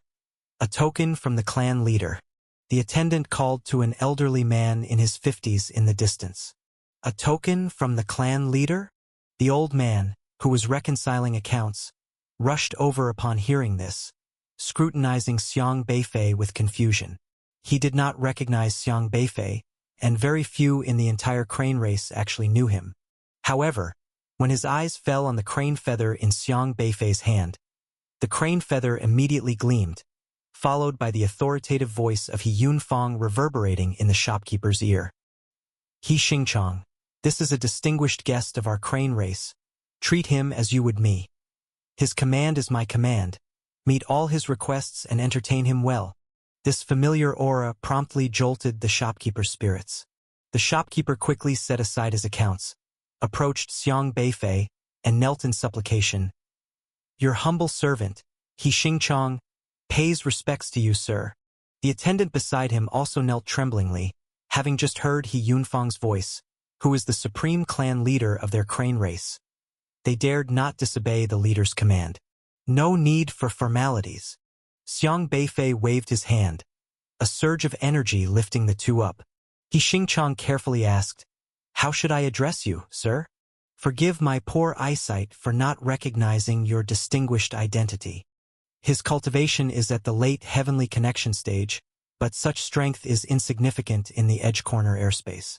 To his view, Xiang Beifei, appearing human, must be in the immortal realm. He just couldn't identify the other person's identity at the moment. "I am, a friend of your clan leaders. You can call me Young Master Xiang," Xiang Beifei replied. "Yes, Young Master Xiang." He Xingchang didn't dare inquire further. Even if Xiang Beifei wasn't of the crane race, holding the clan feather meant an intimate friendship with the clan leader. Otherwise, the clan leader wouldn't casually hand out the clan feather to anyone, deserving his respect. "What does Young Master Xiang require of your humble servant?" He Xingchang inquired. "Regarding the recently appeared ancient relic, how much information have you gathered?" "Please provide me with a copy," Xiang Beifei said. "Young Master Xiang, please hold on a moment." He Xingchang was highly efficient, and in no time, respectfully handed Xiang Beifei a document on the relic. "Young Master Xiang, according to the latest information gathered, the ancient relic has been constantly moving, and an hour ago, it moved approximately 3,000 miles south of Heavenly Segment Gate," He Xingchang reported. Heavenly Segment Gate is a kind of road marker set in the void by the Dao Palace. The edge corner airspace is vast. Often, when everyone traverses the void, they rely solely on the formations of various cities for guidance. Without specific markers, they can easily get lost. The Dao Palace has set up route gates at specific locations within the edge corner airspace, specifically to guide cultivators flying through the void. He Xingchang is responsible for gathering various information, even marking out the drifting patterns of ancient relics on paper. This ancient relic, 10,000 years ago, belonged to the Rushu tribe relics. This relic is very mysterious, appearing at irregular intervals. Sometimes, it appears once in thousands of years. Other times, it might appear several times within days. It first appeared 2 months ago, 600 li north of the Heavenly Pivot Gate. He Xingqiang gave Xiang Beifei a detailed introduction to the Rushu tribe relics, specially explaining the distance between each void route gate and how to reach the relic. Young Master Xiang, there are currently teams forming at Tiger's Keep Pass, preparing to go there together. If you wish to find a companion, I can contact someone for you, He Xingqiang continued. I'll observe the situation first. If necessary, I'll inform you, Xiang Beifei replied. Yes, in that case, please take this. If you need our assistance, simply infuse your spiritual power into this crane feather, and I will rush to assist you at once. He Xingqiang handed another golden crane feather to Xiang Beifei, following He Yunfang's orders, ensuring he met all of Xiang Beifei's needs meticulously, leaving nothing undone. Thank you for your trouble. Not at all, it's what I should do, He Xingqiang quickly bowed and said. Xiang Beifei received the information, gaining a general understanding of the Rushu tribe relics, knowing how to reach them. He walked out, took a few steps, then stopped and asked, How old are you this year? Replying to young Master Xiang, I am 526 years old this year, a collateral relative of the crane race. By seniority, I am Miss He Qing's maternal uncle, now a chief steward of the crane race, responsible for managing crane race properties. He Xingqiang quickly responded. Although he is higher in seniority than He Qing, in the power-oriented edge corner airspace, no matter how old he is, if his cultivation isn't sufficient, he remains a subordinate. Also, due to being a collateral relative, he has to show respect to He Qing. Cultivate well, break through to the immortal realm early. The crane race needs growth. Xiang Beifei patted He Xingqiang's shoulder before leaving.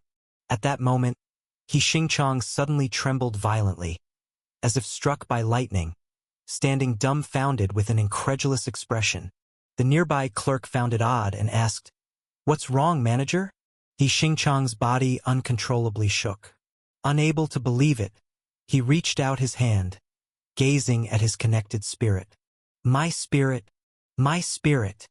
He Xingqiang had long been at the late stage of heavenly connection, his cultivation stagnating at this stage for over 100 years, unable to break through to the immortal realm.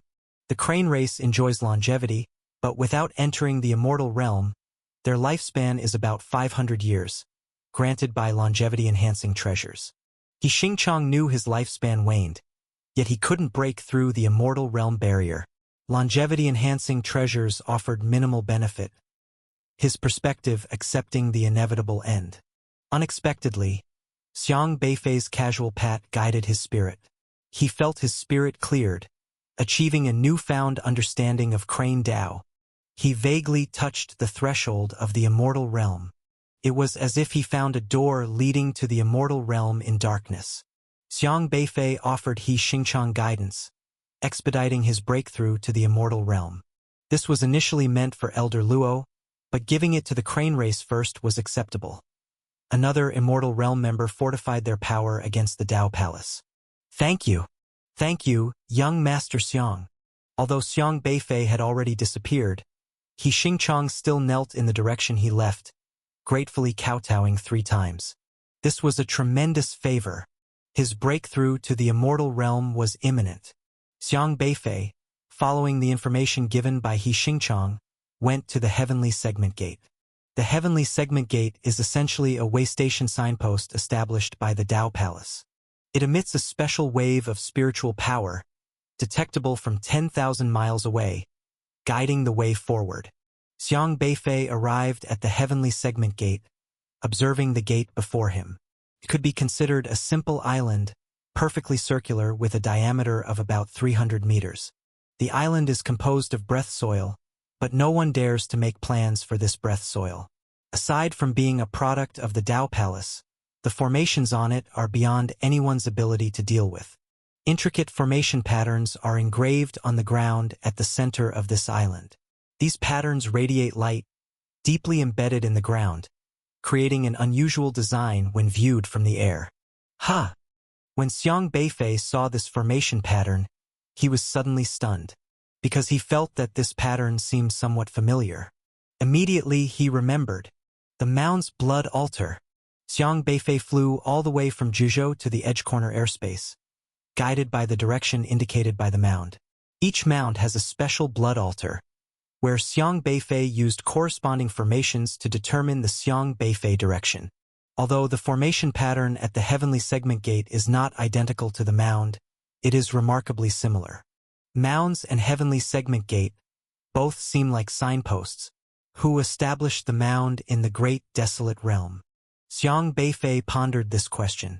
Unable to determine, he simply stopped thinking about it. The area around the Heavenly Segment Gate is not a forbidden zone. Despite the formations on the ground, quite a few cultivators walk on it or sit temporarily, resting. Of course, some stop to determine their direction, numbering about 30 or so.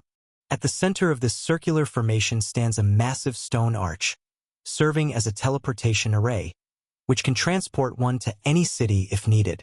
However, the teleportation fee is extremely expensive. For distances exceeding 10,000 miles, one teleportation costs 1 chi of Earth. Most people choose to fly themselves unless they really need to hurry. On top of the stone arch, directions for east, west, south, and north are marked, along with a rough map of the edge corner airspace. Naturally, the map only shows the locations of cities established by the Dao Palace and does not indicate the positions of races. Otherwise, weak races could easily be targeted for extinction, losing their breath soil. The positions of races are relatively private information. Xiang Beifei came to this kind of signpost place for the first time. Previously, he always confirmed directions from the crane race, who had specialized guiding items, similar to Mound Spirit, to guide toward any city. 3,000 miles south from the Heavenly Segment Gate. Xiang Beifei didn't linger long at the Heavenly Segment Gate. After confirming the direction, he went southward. A journey of 3,000 miles takes him less than a quarter of an hour. He hadn't flown far when the crane feather given by He Xingchang suddenly lit up. Xiang Beifei stopped and took out the crane feather, which soon started trembling. He knew what was happening. He Xingchang had explained quite a bit before leaving. If there were any latest developments about the ruins of Rushu, the crane feather would prompt, updating the latest information. This was a communication skill the crane race excelled at. Xiang Beifei took out the map given by He Xingchang, and soon the crane feather started sketching on the map, circling another location while also writing a line of text. Latest news. Half an hour ago, the ruins of Rushu reached 3 miles north of Right Zhengmen. Right Zhengmen? Is the ruins of Rushu moving so fast? Xiang Beifei was quite curious about this ruin. Right Zhengmen is another way station node, exactly 100,000 miles from the Heavenly Segment Gate. As the crane race steward, He Xingchang had been closely monitoring this news. Just an hour ago, it was confirmed being 6,000 miles south of the Heavenly Segment Gate, and now it's moved almost 100,000 miles away. Ancient ruins, despite their dilapidated state, still have such fast movement speed, which is indeed amazing. Even Xiang Beifei, wanting to fly 100,000 miles, wouldn't make it in a single leap. It would take nearly 2 hours at least. Xiang Beifei thought for a moment, then chose to return to the Heavenly Segment Gate, heading toward the Stone Gate. Since it's 100,000 miles away at Right Zhengmen, he decided to use the teleportation array. Otherwise, who knows where the ruins of Rushu might drift to in half an hour. Many sects fail to establish teleportation arrays because teleportation in the void is very unstable. Void may present void tides, shattering the teleportation array. However, it's different for the Dao Palace. Their teleportation arrays are built by those at the Ascension Realm or even Ancestral Dao Realm, who can avoid attacks by void tides. 100,000 miles. One teleportation costs 1 zhang of Earth. It's really expensive. The Dao Palace really knows how to conduct business. Xiang Beifei couldn't help but murmur. The crane race would scrape together 300 zhang of Earth to purchase Dao stones, which is nearly like squeezing toothpaste, while one teleportation costs 1 zhang of Earth. This kind of teleportation fee is not something minor races can afford. Fortunately for Xiang Beifei, who cultivated breath soil from the start of his cultivation, he could be considered wealthy enough to rival nations. 1 zhang of Earth was nothing in his eyes. Initially, he planned to use the crane race's breath soil but later found he hadn't brought it with him, having left all the breath soil with the crane race. so he simply decided to use his own breath soil. He has always sealed the breath soil in the Spirit Gathering book, marking it with his own imprint.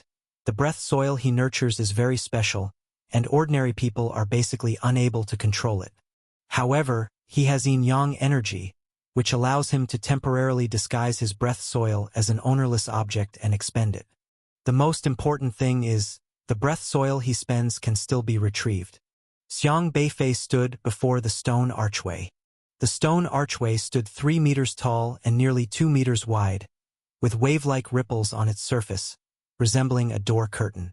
Amid these ripples, Taiji yin-yang fish patterns occasionally appeared. Right, Zhengmin.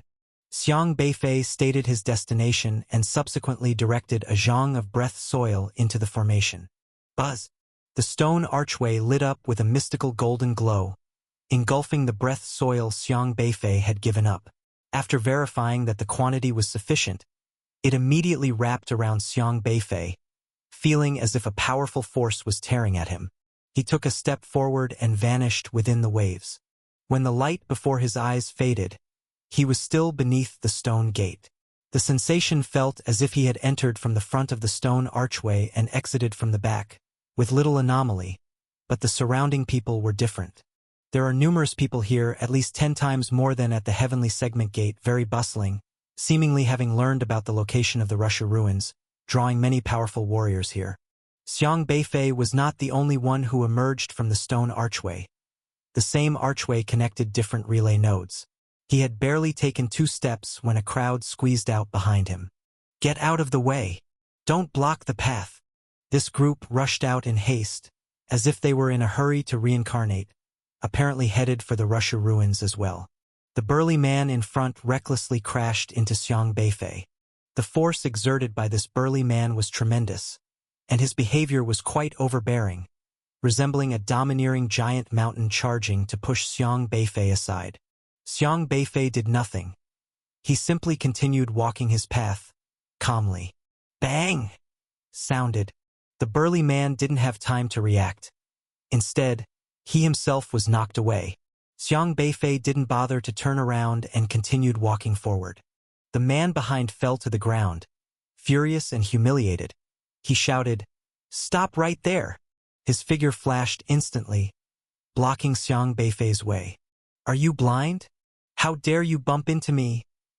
bellowed the burly man, full of anger. "I bumped into you?" Xiang Beifei raised an eyebrow, gazing at the opponent's Dao embryo. Dao holder. Sha Chen Luo. Dao embryo. Collapsing Dao. Dao level. Late immortality. Collapsing Dao race. A race with incredibly brute capabilities. Their abilities are sufficient to shatter anything, practicing power-based heavenly Dao. Yet Xiang Beifei doesn't buy it at all. Even when he was hit, he didn't blink an eye. Sha Chen Luo was rather furious, saying, "Damn, do you know who I am? How dare you bump into me?" Originally, there were quite a few people gathered at this relay station. Hearing the commotion, they all turned their heads, recognizing Sha Chen Luo. Many exclaimed in surprise, "Isn't this Sha Chen Luo from the collapsing Dao race? How did that young man provoke him? Doesn't he know Sha Chen Luo's identity?" Sha Chen Luo, ranked 87th on the Earth ranking, is an exceptionally terrifying person. This young man might not get away easily. "Are you sure? But what I saw earlier seemed like the opposite." Sha Chen Luo was about to hit someone, and he got knocked away himself. "You must have seen it wrong. How could Sha Chen Luo possibly be knocked away?" The crowd chattered.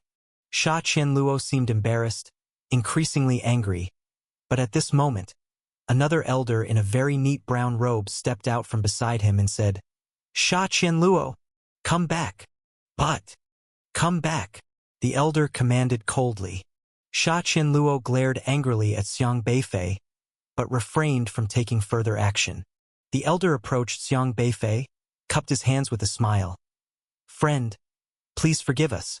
I'm Sha Gaohan from the collapsing Dao race. We were in a hurry and didn't notice you. It was our fault. We apologize to you." Earlier, how could he not see what happened? He was very aware of Sha Chen Luo's abilities. Although simple-minded, his power was extremely developed, Ordinarily, he would not be easily knocked away by someone. But just now, when Sha Qianluo rushed forward and collided with Xiang Beifei even continued walking steadily. Someone like this is definitely no ordinary person. Xiang Beifei glanced at the old man. Dao Holder, Sha Gaohan, Dao Embryo, Collapsing Dao, Dao Practice, Early Inquiry Dao Realm. An expert in the Inquiry Dao Realm. This is the second Inquiry Dao Realm expert Xiang Beifei had encountered so far. He pondered slightly and said, "It's fine." Sha Gaohan scrutinized Xiang Beifei's expression, somewhat suspicious in his heart. Logically speaking, in the edge corner airspace, the name Sha Gaohan of the collapsing Dao race had a certain intimidating power. The average person would be cautious even upon hearing the collapsing Dao race. However, Xiang Beifei seemed entirely unbothered, his expression unchanged. This guy is quite something. May I have the honor of knowing your name, fellow Taoist? Sha Gaohan inquired. My surname is Mu. I have some matters to attend to. I'll be leaving first. Xiang Beifei casually replied and turned to leave.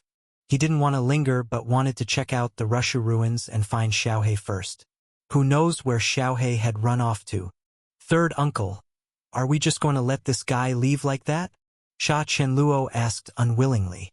Sha Gaohan glanced at Sha Qianluo and said, Otherwise? You want me to make a move? No, I can handle him myself. Sha Qianluo gritted his teeth and said, You're not his match at all. You got knocked flying at first sight. If you want to cause trouble for someone, you need to gauge your strength, unless you fancy making a fool of ourselves and losing face for the collapsing Dao race. Sha Qianluo defended. Just now, I was just careless, rushed in haste, and got tricked by him. Otherwise, how could I have lost to him?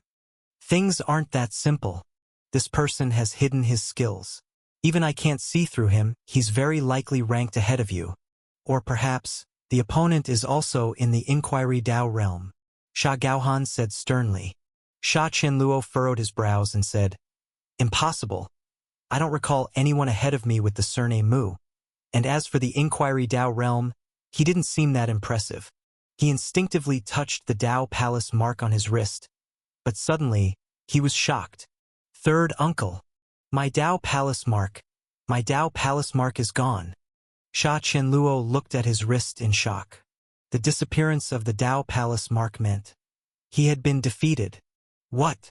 Sha Gaohan was also stunned. He grabbed Sha Qianluo's arm to examine it closely, and indeed found that the 87th mark initially affixed on Sha Qianluo's wrist had disappeared.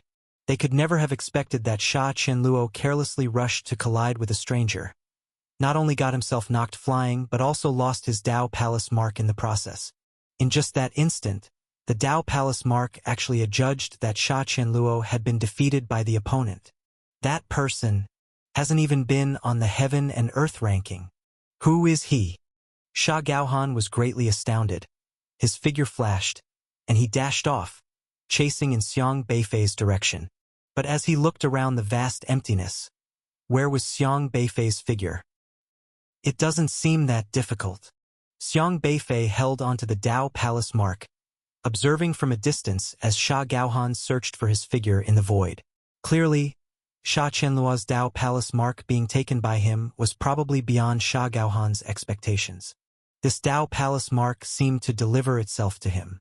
Even Xiang Beifei hadn't expected it to be so easy, as the guy blindly collided with him, conveniently handing him an earth-ranking spot. What should I name the 6th alt of the broken Dao race? Xiang Beifei rubbed his chin, pondering. After a while, he casually decided on a name. He entered the information into the Dao Palace mark, too lazy to bother with it any further, instead focusing intently on what lay ahead. Ahead lay a dense layer of black clouds, stretching tens of kilometers, appearing as if shrouded by black mist, with light seemingly unable to penetrate, rendering the view inside utterly unclear. In this black mist, red lightning occasionally struck through, tearing the black clouds apart with a rumbling sound. To the unknowing, this would resemble a gigantic dark cloud. Yet, in truth, this was the Rushu ruins. The Rushu ruins are shrouded in dark fog, and no one can see inside, but everyone knows the dangers within are numerous. For tens of thousands of years, many races from the edge corner airspace have ventured into this dark fog seeking fortune. Some with great luck have obtained extremely precious treasures, but countless cultivators have lost their lives here. Even masters at the eternal life stage dare not claim they can venture in and come out unscathed. Despite many losing their lives here, whenever these ruins appear, those seeking fortune flock without end. Currently, many cultivators are gathered around the Rushu ruins, and others are continuously arriving. Some people even set up stalls in the void, selling various defensive items, like a jade garment able to withstand a strike from an eternal life stage cultivator, a carefully crafted mind ice to keep one's spirit and intelligence from being beguiled, and various miscellaneous talisman seals, which are etched with strange powers, can be used in emergencies to save one's life. Everyone has specific abilities, none all-encompassing, so many people look to buy defensive items for protection before entering. The Rushu ruins are dangerous. More protective power is beneficial. Especially the Mistfire, a divine artifact from the Fire Dao race, sells best. Mistfire is a special grass core that burns using a cultivator's spiritual power. As long as a cultivator has spiritual power, it can provide continuous illumination. Its unique feature is that it can provide vision at any time, offering at least 30 meters of illumination in the dark fog. Many people's perception in the dark fog is severely suppressed, so Mistfire undoubtedly offers a layer of protection. Besides, there are people recruiting team members, preparing to go in together for mutual care. Their recruitment is not random, usually requiring specific skills, such as races good at defense, resisting mind manipulation, and divining destiny. In short, many teams cannot rely on a single person. Usually, 1 or 2 Inquiry Dao realm leaders lead the team, then find people to fill in the gaps. Even the Inquiry Dao realm is not all-powerful and needs abilities from other races for safety. Xiang Beifei stood watching, when a long-legged girl gracefully approached and asked, "Are you here to explore alone, fellow Dao friend?" Xiang Beifei looked at the girl. She was quite charming, not breathtakingly beautiful, but full of mature allure. Leading Dao Seeker, Yi Qinyang. Dao Embryo, Path of Travel Dao. Dao Rank, Initial Inquiry Dao Realm. Xiang Beifei was seeing this race for the first time. The Travel Dao race excels in various travel methods, including teleportation, flight, running, flash shifting, running through water, running through fire, and even walking on indestructible formations. As long as the travel method is strong enough, they can move fluidly through bizarre spiritual power fluctuations. The Travel Dao race in a team maximally ensures a safe retreat. Yes, Xiang Beifei nodded. Yi Qinyang immediately displayed a charming smile and said, "Since you have no companions, would you be interested in joining our team?" Xiang Beifei curiously said, "You don't know my abilities? Why invite me?"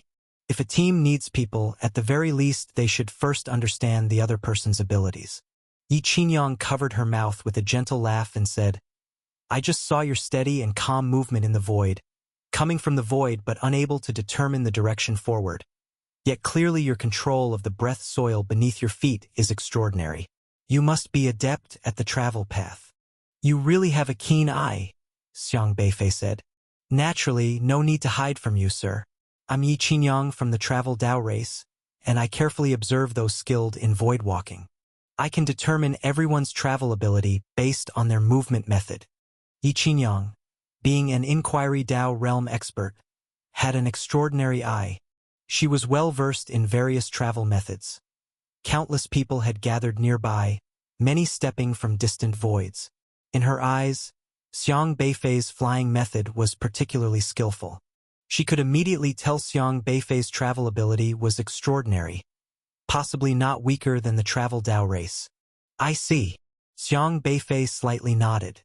"There is strong resistance in the void, but you walk on breath soil more naturally than ordinary people. Compared to those who cultivate powerful elements or other heavenly Dao, you can lessen the external forces pressure, and you have eternal life later stage strength, is that right?" Yi Qinyang spoke with the insight of her Inquiry Dao experience. "Pretty much." Xiang Beifei did not deny. So, you are from the Strength Dao race? Yi Qingyang asked with a smile. That's not something I'll discuss. Xiang Beifei said. That's fine. Yi Qingyang's face did not show displeasure. On expeditions, there's no need to tell strangers one's background, especially in such temporary team formations which are quick to form and quicker to part. Everyone does not need to know the roots deeply. This way, if conflicts arise midway, it won't involve the races behind each other. Anyhow, I think you are suitable for our team. Would you have any interest in joining us? Yi Qingyang asked. Teaming up with you? My strength seems inferior to yours. If there are opportunities, how should they be distributed? Xiang Beifei asked. Naturally, the opportunities will choose us. Rest assured, if we obtain treasures, they will go to whoever is most suited. Yi Qingyang responded. The power of Edge Corner airspace is dominant. Saying such things is just empty talk. Xiang Beifei said. I can swear by my Dao embryo. If I break my initial promise, my Dao embryo will be destroyed entirely. Taoist, you should know that swearing an oath to heavenly Dao is not something to be taken lightly. Yi Qingyang smiled. For every Dao practitioner, oaths are extremely important. Because once one steps into the immortal realm, it is akin to controlling a heavenly Dao. Swearing by one's Dao embryo is a very serious matter, and it mystically merges with the heavenly Dao. Breaking an oath destabilizes the Dao heart, which may damage the Dao embryo. Xiang Beifei initially had no intention of joining a team, but after pondering for a moment he felt he could give it a try. With more people there would be more information. All right, Xiang Beifei agreed. May I ask how the Taoist calls himself?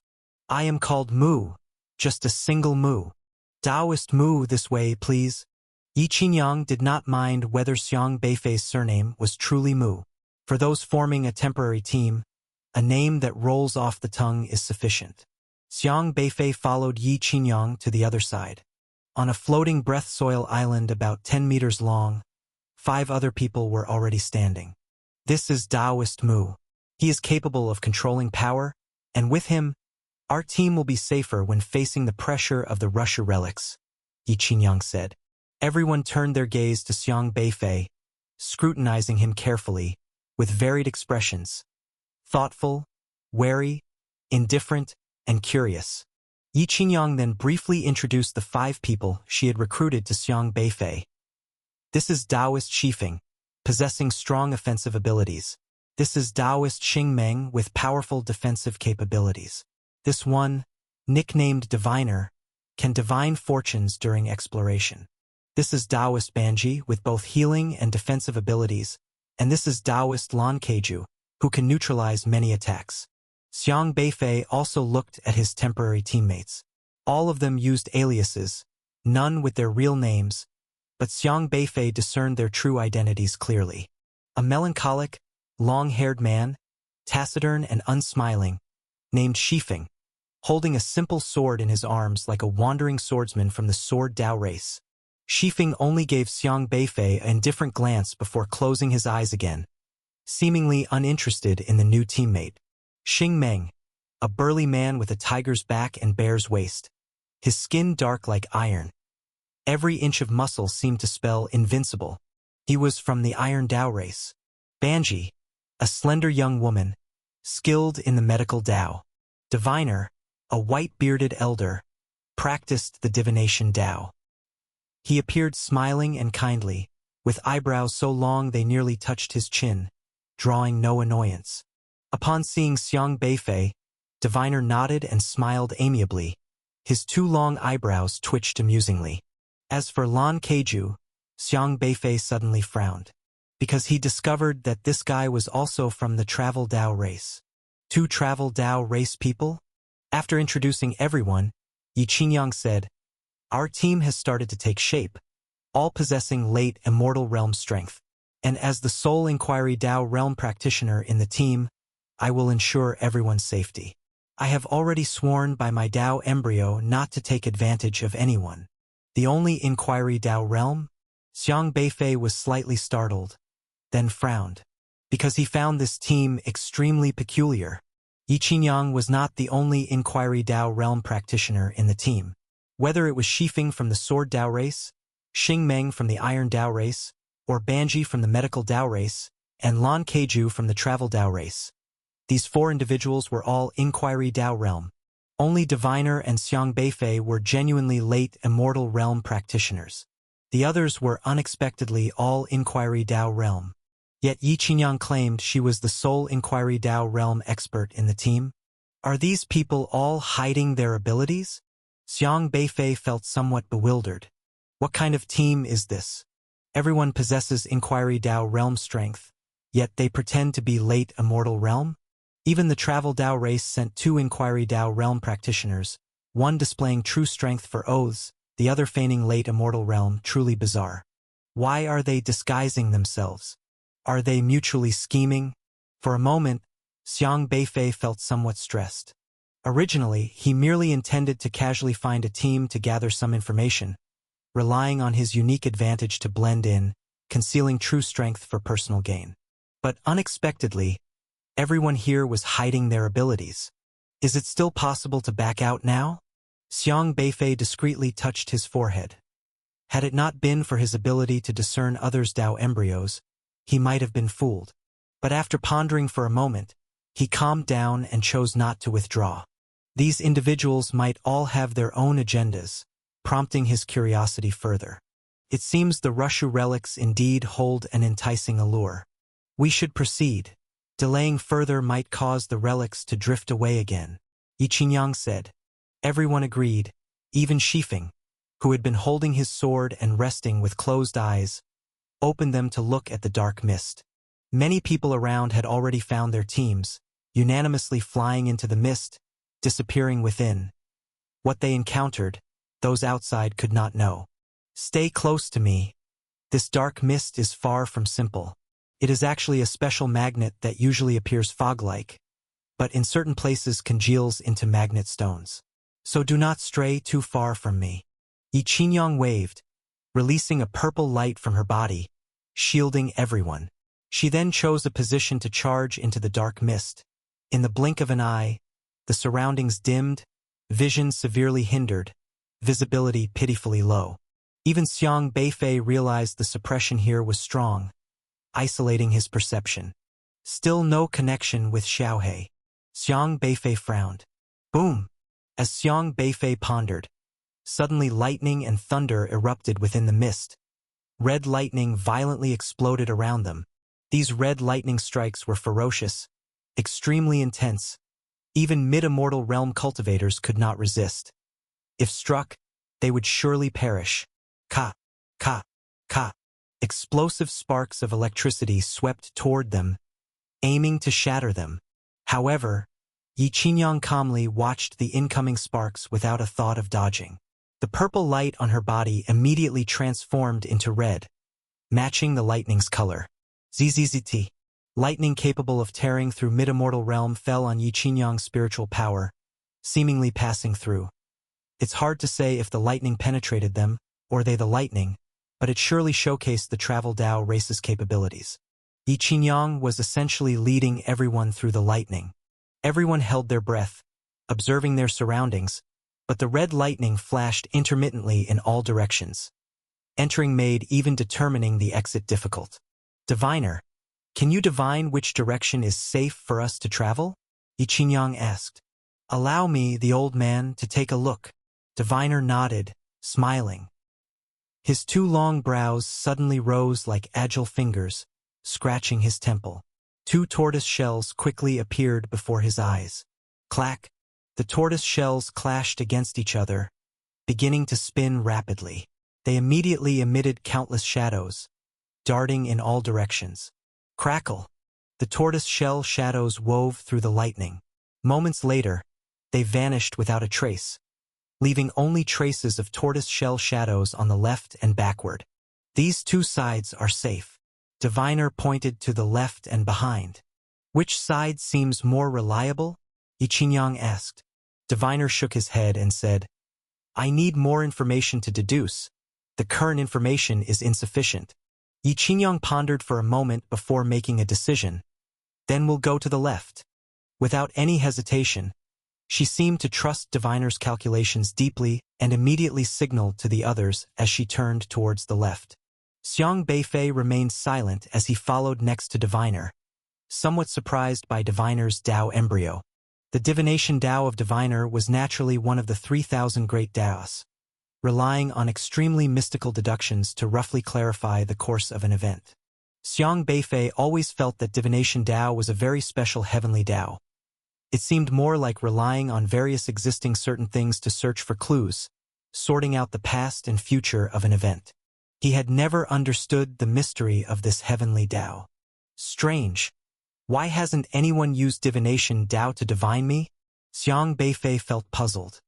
He had come into contact with many Dao embryos of the E-tribe people, and even in Jizhou many systems were tightly controlled by him. Since he was able to simulate various Dao embryos, normally speaking, as long as others used a Dao embryo on him, he could control and simulate it.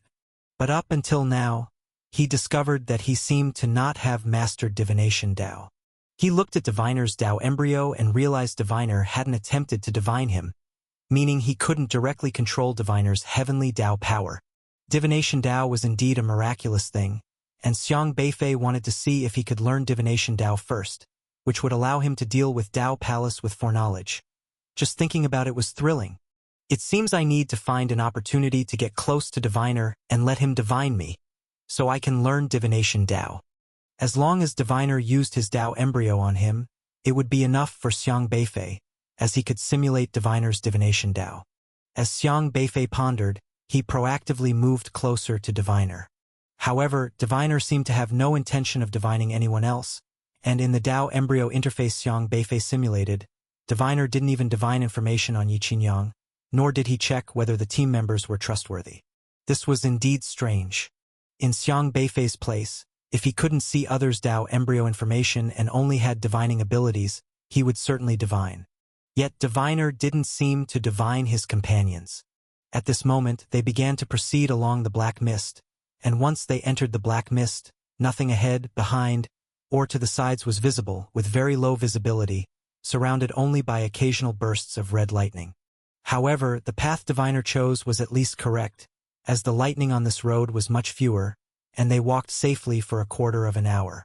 Yi Qinyang used Mistfire to lead the way forward, responsibly protecting everyone, easily blocking the few occasional lightning streaks along the way. But just at that moment, Diviner suddenly stopped and said, "Something's wrong." "What is it?" Yi Qinyang asked. "Danger. No path is safe," Diviner calmly stated. For some reason, Diviner always spoke calmly, even when entering dangerous places, as if he wasn't nervous at all. "Everyone be more vigilant." Yi Qinyang seemed to deeply trust Diviner's abilities, and with his words, she held no doubt and immediately reminded everyone. As soon as she finished speaking, the surrounding black mist started rolling rapidly. Thunder boomed loudly, and suddenly countless red lightning began to spread in the black mist. This time the red lightning didn't just flash away but started constantly eroding each other, as if an unseen giant hand grabbed these red lightnings together and pieced them together. The red lightning gathered around gradually, forming a giant lightning net in front of them. The lightning rolled with crackling sounds, seemingly scorching the air, looking particularly eerie. Everyone's expressions became serious this time. Because the aura of these red lightnings was extremely powerful, it would require a great effort for even a strong practitioner at the late stage of immortality to fend them off. Crack! A thunderous roar exploded, and within that giant net, a vortex emerged, spinning rapidly, drawing the surrounding black mist to form black mist tornadoes from different directions, rushing towards them. Buzz! At that moment, Saiyan's sword light illuminated the black mist, slicing out swiftly and shattering the tornado in an instant. This sword came from Shifeng. His sword glow was very steady, decisively and cleanly, emitting only a wide 7 feet sword glow, striking right at the tornado's vital point, just the right amount of force, not too much nor too little, controlling the force perfectly. Even Xiang Beifei glanced sideways, gaining something while watching Shifeng's sword. Without centuries of cultivation, one couldn't exhibit sword glow's power so perfectly. Even while using swordsmanship, he didn't reveal his Inquiry Dao realm strength, appearing merely as an exceptionally powerful late-stage immortality expert to outsiders. This man was a true sword Dao expert. Perhaps he could consider studying the other swordsmanship thoroughly and pass on some sword-related Dao embryos to Yi Changfeng. Don't linger in battle. Move! Yi Qingyang once again swept everyone up, rushing toward those lightning nets, while the heavenly Dao powers of the traveling Dao surged out, covering everyone, preparing to cross through the electric light. The ability of the travel Dao race is quite mysterious, capable of escaping through earth, water, fire, and naturally electricity as well. But at this moment, a powerful magnetic force suddenly surged through the electric net, roaring loudly like the sound of a mountain collapsing. Then an irresistible force abruptly rejected Yi Qingyang's power. Damn it! Yi Qingyang was very surprised. Clearly she didn't anticipate this situation. The strange attractor unexpectedly affected her travel Dao ability, pulling her in without resistance. Swoosh! A mystical white spiritual power swiftly swept out, like a ripple, connecting to that mysterious magnetic force, instantly twisting that sudden attraction away. Yi Qingyang took this chance to stabilize her stance. Great ability! Yi Qingyang turned her head and looked at Xiang Beifei with appreciation, knowing that she was right to bring Xiang Beifei along. Although Xiang Beifei's cultivation was only at the late stage of immortality, often at critical moments, being able to withstand part of the force could significantly relieve her burden. She knew she hadn't misjudged Xiang Beifei. Bringing him was a wise choice. Others couldn't help but glance at Xiang Beifei, pondering which race his abilities came from. However, no one truly cared about Xiang Beifei. Though his abilities were somewhat unique, almost everyone here had their own secrets. In terms of true strength, one was definitely stronger than Xiang Beifei. The diviner's body was once again covered with layers of tortoise shell formations, suddenly saying, "Be careful of the black mist around. These mists are not right. Wish, wish." As he spoke, the black mist all around gradually coalesced into several shadows. Counting them up, there were actually 7. Soon, everyone frowned. These 7 silhouettes formed by the black mist bore a striking resemblance to the outlines of the 7 of them without detailed features. "They've become us?" Xing Meng grumbled fiercely, staring at the figure before him, which was burly and muscular like him, appearing extremely strong. Swoosh, swoosh, swoosh. The 7 shadows simultaneously pounced at them. "That depends on whether you can possess our power." Xing Meng arrogantly rubbed his fist, producing a sound of joints clashing, booming loudly, as a force of spiritual power hurled towards the shadow that had become him. His power was heavy, blasting away the mist, while golden iron light gathered on his arms, unstoppable. Across him, the shadow seemed to mimic his attack in the air, extending a fist to clash with Xing Meng. Bang! A violent aura exploded. The waves rolled out. Such a terrifying clash was enough to tear a person at the early stage of immortality into pieces. Yet the shadow formed by the mist wasn't shattered by Xing Meng. On the contrary, when Xing Meng's fist struck the shadow's fist merely dented. His fist felt like it was hitting sand, with a vortex appearing at the collision point, spinning incredibly fast. At the vortex's center, the magnetic force reemerged, even swallowing all the power Xing Meng had unleashed. "What the hell?" Xing Meng frowned. On the other side, others encountered the same trouble, especially the sword Dao genius Shifeng. His sword light this time didn't shatter the shadow that became him, because the opponent mimicked his sword strike. Only the opponent's sword light, unlike Shifeng's sharp blue sword gleam, was formed by the black mist instead. When the 2 sword lights intertwined, the mist's sword light was a series of vortices, absorbing Shifeng's sword chi. Banji didn't make a move. He merely stood beside the diviner. Like the diviner, combat was obviously not his forte. Yi Qingyang blocked the shadowy figures for them. But facing 3 entities, she didn't have the upper hand, as her power was also devoured. Lan Keiju exchanged a glance with Yi Qingyang. Both being of the travel Dao race, had already seen that these black mists were peculiar, because these mists couldn't be a target for escape techniques anymore. "We've heard of the strangeness of these mists," Today, after witnessing, indeed they live up to their reputation, said Yi Qingyang in a deep voice. They weren't the first to arrive at the Rushu ruins. Over the years, many people have entered the ruins, with some hearing about these mists, yet most with relatively weak cultivation couldn't even get past the black mist, let alone reach the center of the relic. Rumor has it that the deeper black mist consists of fine magnetic sands, capable of forming various defenses like a huge magnetic field, absorbing many attacks. One must come up with a way to deal with these magnetic sands, said the diviner. Taoist Mu, Yi Qingyang called to Xiang Beifei. Xiang Beifei gazed at these mists, his eyes gleaming with insights, analyzing them meticulously. The diviner was right. These mists indeed comprised fine magnetic sand, tightly interlinked, forming an attractive force during friction. Any power hurled at them would be wiped away. Even the escape techniques of the travel Dao race were ineffective. He pondered slightly, learned by analogy, quickly allowing him to deduce the attack method of these magnetic sands. Soon he had an idea. Just don't resist, Xiang Beifei said. Don't resist? Are you joking? Lan Keiju murmured, feeling Xiang Beifei's suggestion was simply ridiculous, because from every angle, these magnetic sands were aggressive. If they didn't resist, they might be torn apart in the next moment. Listen to him. At this moment, the diviner also spoke in agreement. Are you sure? Yi Qingyang seemed hesitant too. In such a perilous place, if one didn't resist, wasn't it like standing still waiting to die? The seven shadows in the air burst again with powerful roars. Even lightning struck over. Xiang Beifei didn't bother to speak further, rushing towards the shadow that had become him. At this moment, the shadow that transformed into Xiang Beifei emitted a terrifying murderous aura, fierce and tyrannical, crashing towards Xiang Beifei. Such an intense collision, if not resisted, he might be killed directly. But Xiang Beifei calmly charged at the shadow. When he was about to collide with it, he stopped, without deploying any force, facing the shadow directly. Yi Qingyang and others frowned.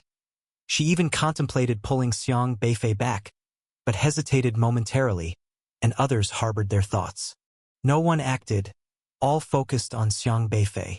If Xiang Beifei's approach was correct, it would solve their problem. But if Xiang Beifei got killed, they wouldn't mind. Originally halfway partners, no feelings involved. In such cases, comrades were for selling out and exploring the path. Wish. The overwhelming shadow fiercely collided with Xiang Beifei. Everyone frowned. But the imagined scene of Xiang Beifei being killed didn't happen. The surging shadow collided with Xiang Beifei, dissipating directly. Xiang Beifei stood unharmed in place. Really can withstand it? Why is that? Yi Qingyang said in surprise.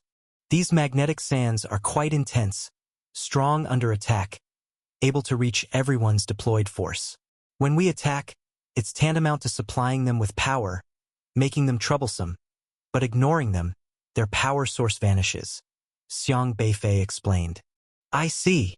The diviner realized, smiling slightly. Taoist Mu has strong judgment abilities. Others appeared equally surprised, glancing at Xiang Beifei several more times. This person's strength may only be at the late stage of immortality, yet he seems quite extraordinary. Perhaps bringing him along would aid my plans, thought Shifeng slightly. But he wasn't the only one with such thoughts. Everyone considered their own schemes, covertly focusing their attention on Xiang Beifei. Xiang Beifei remained unharmed as he blocked the terrifyingly destructive magnetic sand, making everyone aware of the eerie nature of this place. Normally, anyone entering here, upon seeing such a powerful black shadow attacking, would instinctively fight back with all their strength against these black shadows, rather than standing still waiting for death. Very few people would deal with the dangers here as Xiang Beifei did. Those red lightnings are harmful, but you can ignore the black mist, Xiang Beifei reminded once more. Understood. Yi Qingyang cast Xiang Beifei a charming glance, then beckoned everyone to continue moving forward. Facing the black mist again, they were much calmer this time. The menacing black shadows continuously attacked them, but as long as they didn't retaliate, the fierce black mist would dissipate upon impact, having no effect whatsoever. However, as Xiang Beifei said, they still needed to be wary of the red lightning, although with some caution, the red lightning wasn't much of a problem. After flying forward for nearly half an hour in the black mist, Lan Keiju suddenly noticed something and exclaimed, "Look over there!" Everyone followed the direction he was pointing and indeed saw an iron chain broken bridge emerging from the vast black mist. The broken bridge seemed as if it was cut from the outside, but the other end of the bridge extended into the black mist, leading to an unknown destination. To the broken bridge. Yi Qinyang's spirits lifted as she led the group down to the broken bridge. The group quickly landed on the broken bridge.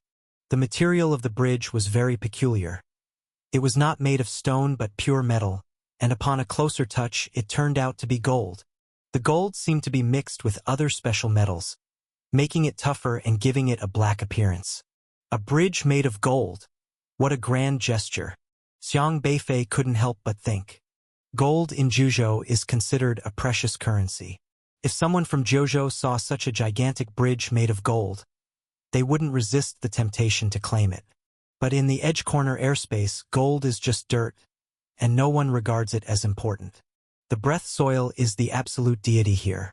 Because gold cannot withstand the devouring power of the void, only the breath soil can.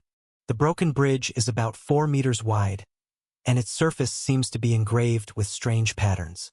However, the surface is pitted, filled with scratches of various sizes, some almost piercing through the bridge, as if attacked by some mighty force, rendering the patterns incomplete. The whole bridge exudes a cold aura, and stepping on it brings a frosty sensation, as if a chilling cold is surging from beneath, threatening to freeze one's soul. Be wary of this cold aura. According to those who have been here before, this place's cold aura is very eerie. We have to find a way along this broken bridge. Yi Qinyang reminded everyone. Xiang Beifei asked, "This Rushu relic has existed for tens of thousands of years. Many people have been here. Haven't you collected routes like leaving maps or the like?" The others all looked somewhat strangely at Xiang Beifei. Yi Qinyang said with a peculiar tone, "Didn't Taoist Mu inquire about this place before coming here?" Xiang Beifei realized something. Obviously, everyone here must have done their homework before coming in. Just him, being new, was unaware of the situation and came in carelessly. He immediately explained, "I asked around quite a bit, but among those I know, no one has been here, so information is limited. That's why I joined this team, hoping some of you know more than I do, so we can share with each other." With a smile, the diviner said, "Actually, we don't know much more than you do. The Rushu relic is always changing. Don't be fooled by how quiet this black bridge seems now. It might connect to somewhere else later, which is why no one has been able to map it completely in 10,000 years. He stroked his 2 eyebrows and continued, "Normally, those who have been here don't just share their exploration secrets freely, so we can only learn bits and pieces. Even those who've been here a few times essentially start fresh since the entrances are never the same. The Rushu relics inside are very mysterious. If it were easy to explore completely, it wouldn't have drifted like a ghost in the void for 10,000 years." Yi Qinyang told everyone, "I know some of you might be here for the first time, but since we're all in the same team, I need to remind everyone. No matter what happens, try not to leave the Black Bridge. The Black Bridge is ever-changing, and if you leave alone, you might lose your way from your companions." Except for Xiang Beifei, everyone actually understood this already because each is a seasoned inquiring Dao Realm veteran, pretending to have post-eternal power, infiltrating this team just to play a sly game. Even the only 2 genuine post-eternal diviners in the team know more than Xiang Beifei. However, precisely because they are veterans, everyone pretended very seriously, obediently listening to Yi Qinyang's words. They continued to walk along the Black Bridge, its surface very cold, occasionally having cold airs surging at their souls from beneath. In certain places, the cold is extremely fierce, so much so that even an early post-eternal practitioner might not withstand it and be frozen directly. By now, they had been walking on the bridge for a quarter of an hour, and ahead was still a straight path, without any branches, leading to an unknown destination. Here, in the gray mist, visibility is slightly improved, allowing us to barely glimpse scenes 100 meters away. At this moment, Xiang Beifei sensed something amiss. Looking back towards the direction they came from, he suddenly noticed, to his surprise, that a fork in the road had appeared about 50 meters behind him. Bear in mind that they had just passed that spot less than 20 seconds ago. There hadn't been any fork in the road 20 seconds earlier. He could not fathom when this path had emerged. "A new road has appeared behind us," Xiang Beifei exclaimed. The group stopped in their tracks, turning their heads to look behind them, and indeed, a new path had been discovered. The road spliced onto the bridge, stretching upward to the left and disappearing into the dark fog. "Should we take that path?" Lan Keiju asked. Yi Qingyang couldn't decide and asked the diviner, "Taoist diviner, what do you think?" The diviner stroked his beard, fiddling with 2 pieces of cracked tortoise shell in his hands. The shells faintly glowed, emitting a beam of light that darted off in 2 directions. He contemplated for a moment and said, "Both paths conceal unknown dangers. Which path is less dangerous?" Yi Qingyang asked. "The path ahead has lower risks," the diviner replied. "All right, let's ignore the road behind us." Yi Qingyang chose the diviner's path, continuing forward. The group had no objections and followed Yi Qingyang. After walking for another minute, Banji suddenly exclaimed, "There's no path ahead!" The black bridge ahead abruptly ended here, beyond which lay only empty black fog. "Diviner, didn't you say the path ahead is safer? Is this what you call safe?" Xing Meng asked gruffly. The diviner was slightly startled, clearly not anticipating this. Yi Qingyang said, "Perhaps this path has shifted. Let's go back and take the other path." Without any disagreement, the group turned back, now quickening their pace to prevent the path from disappearing. Fortunately, when they hurried back, the road was still there. However, they quickly noticed yet another path had appeared beside it. "Which way should we go this time?" Yi Qingyang continued to ask the diviner. The diviner rubbed the tortoise shells again, pondered for a moment and said, "The road on the right is safer. Go right." Yi Qingyang waved her hand again, signaling everyone to head right. This path was quite steep, always ascending, with several twists along the way. Everyone remained vigilant, ready to face any impending danger. However, after walking for 15 minutes, all remained calm, although soon everyone frowned. Because the path ahead had ended again. "This path is wrong. Let's return and take the other one." Yi Qingyang didn't hesitate, immediately signaling everyone to return. But this time, they had walked less than 200 meters when they suddenly discovered the bridge behind them had also collapsed. They couldn't reach another path. "What's going on? Are all the paths gone?" Banji said with a heavy tone. Xing Meng turned his head, stared at the diviner, and said, "Diviner, how are you leading us? Is your divination ability reliable? Or are you just spouting nonsense?" The diviner's face turned somewhat grim. He was momentarily uncertain how to explain. After all, they took this route because they trusted his word, and yet both paths had ended, leading them into a dead end. Lan Keiju also furrowed his brow, saying, "Diviner, we let you join our group because you claim to have the ability of divination for fortunes and disasters. Yet now you lead us to dead ends every time. I'm beginning to doubt your ability." Xing Meng said, "If you don't have any ability, just say so.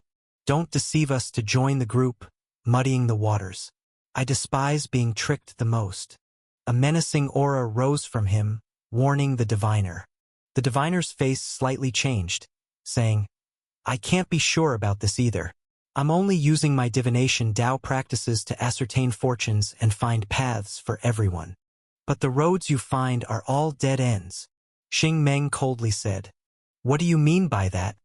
The diviner sensed a hint of threat, as Xing Meng's words seemed to carry implications.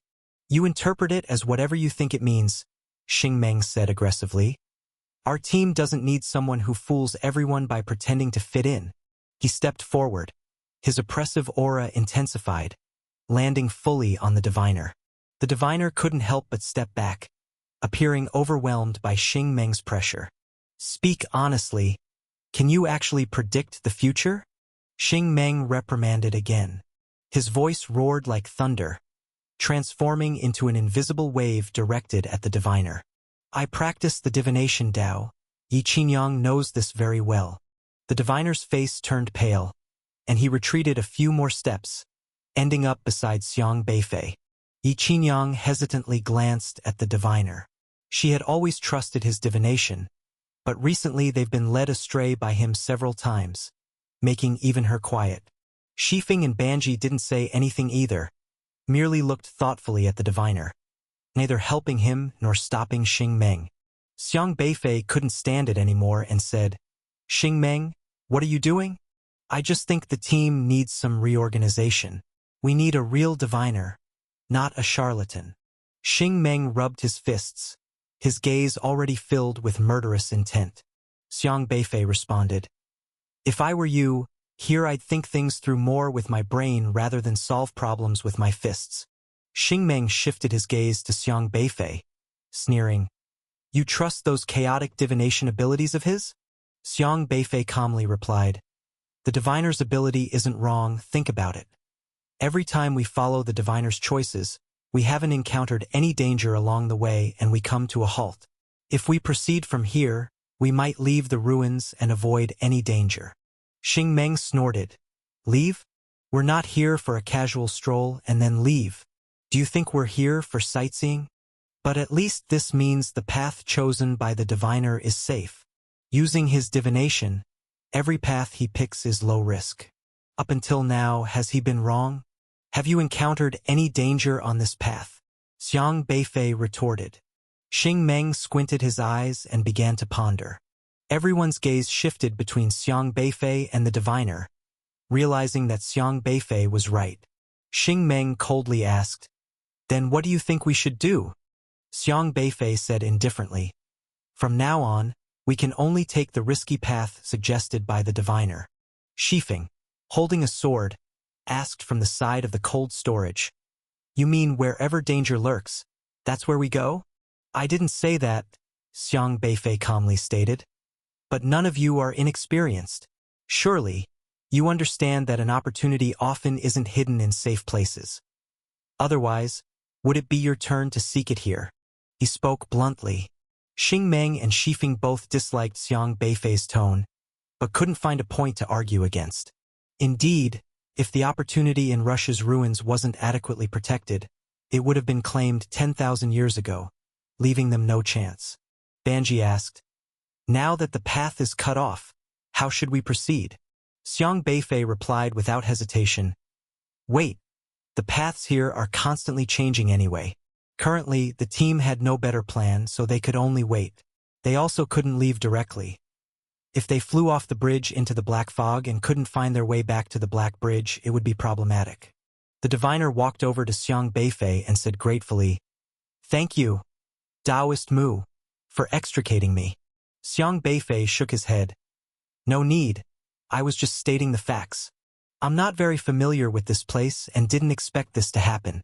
The divination Dao seems severely restricted here. I guess only you can believe me now. The diviner smiled bitterly. Xiang Beifei pondered for a while and asked, You can divine fortune and misfortune. Before joining this team, didn't you predict whether everyone was trustworthy, or if you would be betrayed by your teammates? The diviner shook his head and said, I never divine people. Why? Because people are very complex. Everyone is cultivating special heavenly Dao, and you never know what Dao another person is cultivating. Once you divine someone you shouldn't, their Dao might remember you and bring you trouble. The diviner explained with a smile. Xiang Beifei was slightly surprised. It was unexpected that this long-browed old man would think this way. In fact, the diviner's concerns were valid. Because if he divined Xiang Beifei would be able to completely grasp the other party's Dao embryo. Xiang Beifei originally wanted the diviner to do a divination for him, to learn a bit about the divination Dao, but the long-browed old man didn't give him a chance. Could it be that those who cultivate the heavenly Dao of divination have such awareness? And what about the Dao Palace? With the vast resources of the Dao Palace, they would absolutely not fear the heavenly Dao of other races. There should be people practicing the heavenly Dao concerning fate and divination among them. It's just uncertain if one could be fortunate enough to encounter them. Yi Qingyang patrolled the broken bridge and then spoke up. Just waiting here won't work. Let's spread out a bit. See if a new path appears anywhere. Don't go too far. Ensure that everyone can at least see one other person. And report if a new path is found. All right. No one had any objections, and they followed Yi Qingyang's instructions and dispersed immediately. Shifeng walked toward another broken bridge, with Lan Keiju following him. Then Banji. They were spaced a distance apart. The dark mist was hazy. Soon Shifeng and Lan Keiju could no longer be seen. Xing Meng watched the diviner intently with a not very kind expression, still holding a grudge against the diviner. The diviner understood Xing Meng's intention, to avoid giving Xing Meng a chance. He stood very close to Xiang Beifei's side. Xiang Beifei said nothing either, sitting on the broken bridge, absent-mindedly touching the cold bridge surface, contemplating the situation before him. Diviner, how much do you know about the Rushu ruins? Xiang Beifei asked. The diviner stroked his long eyebrows and said, Rushu is the name of a tribe, and also a person's name. You could understand that every leader of this tribe is called Rushu. According to legend, everyone in the Rushu tribe cultivates the metal Dao. Everything in the world related to metal is under their control. Metal Dao? Metal control technique. More or less. Rushu is one of the 5 elements gods.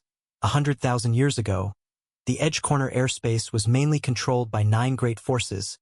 Rushu was one of them, the diviner said. 5 elements gods if Rushu masters gold. Then are there also wood, water, fire, and earth tribes? Xiang Beifei asked. Naturally so. The diviner nodded. What are the names of the 9 great tribes?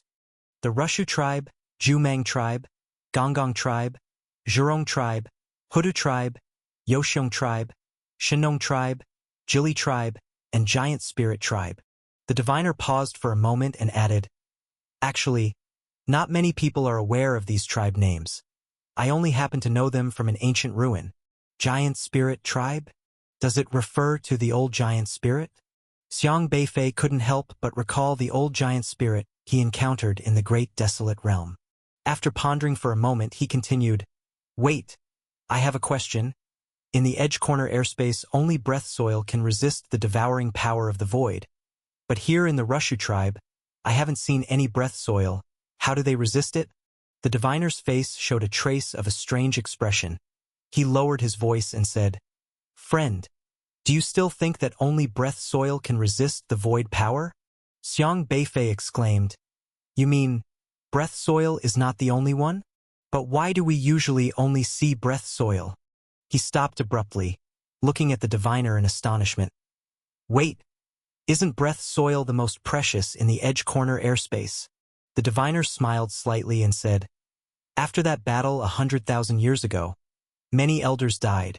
The younger generations actually never considered why breath soil became the only currency in the Edge Corner airspace. After his words, it was as if a light flashed through Xiang Beifei's mind. Then he thought of the Dao Palace again.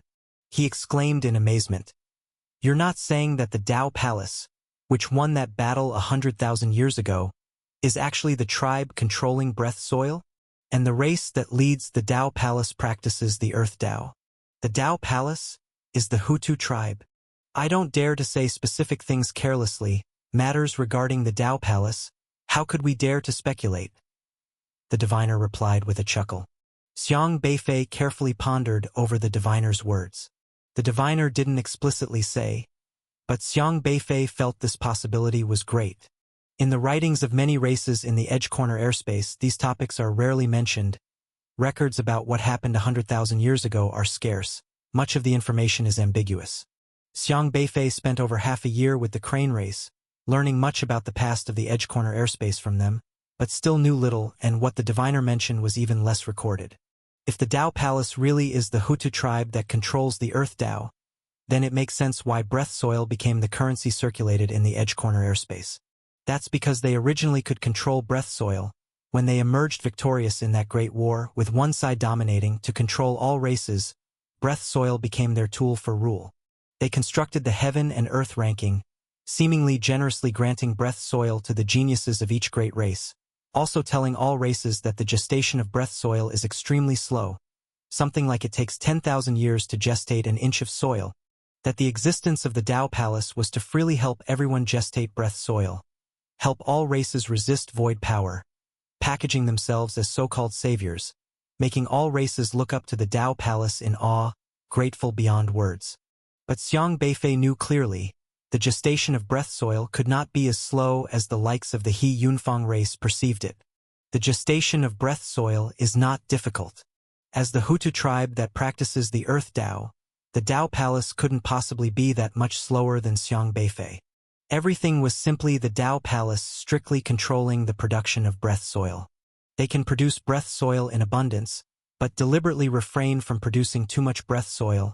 Otherwise, the races of the Edge Corner airspace would not obediently submit to the Tao Palace.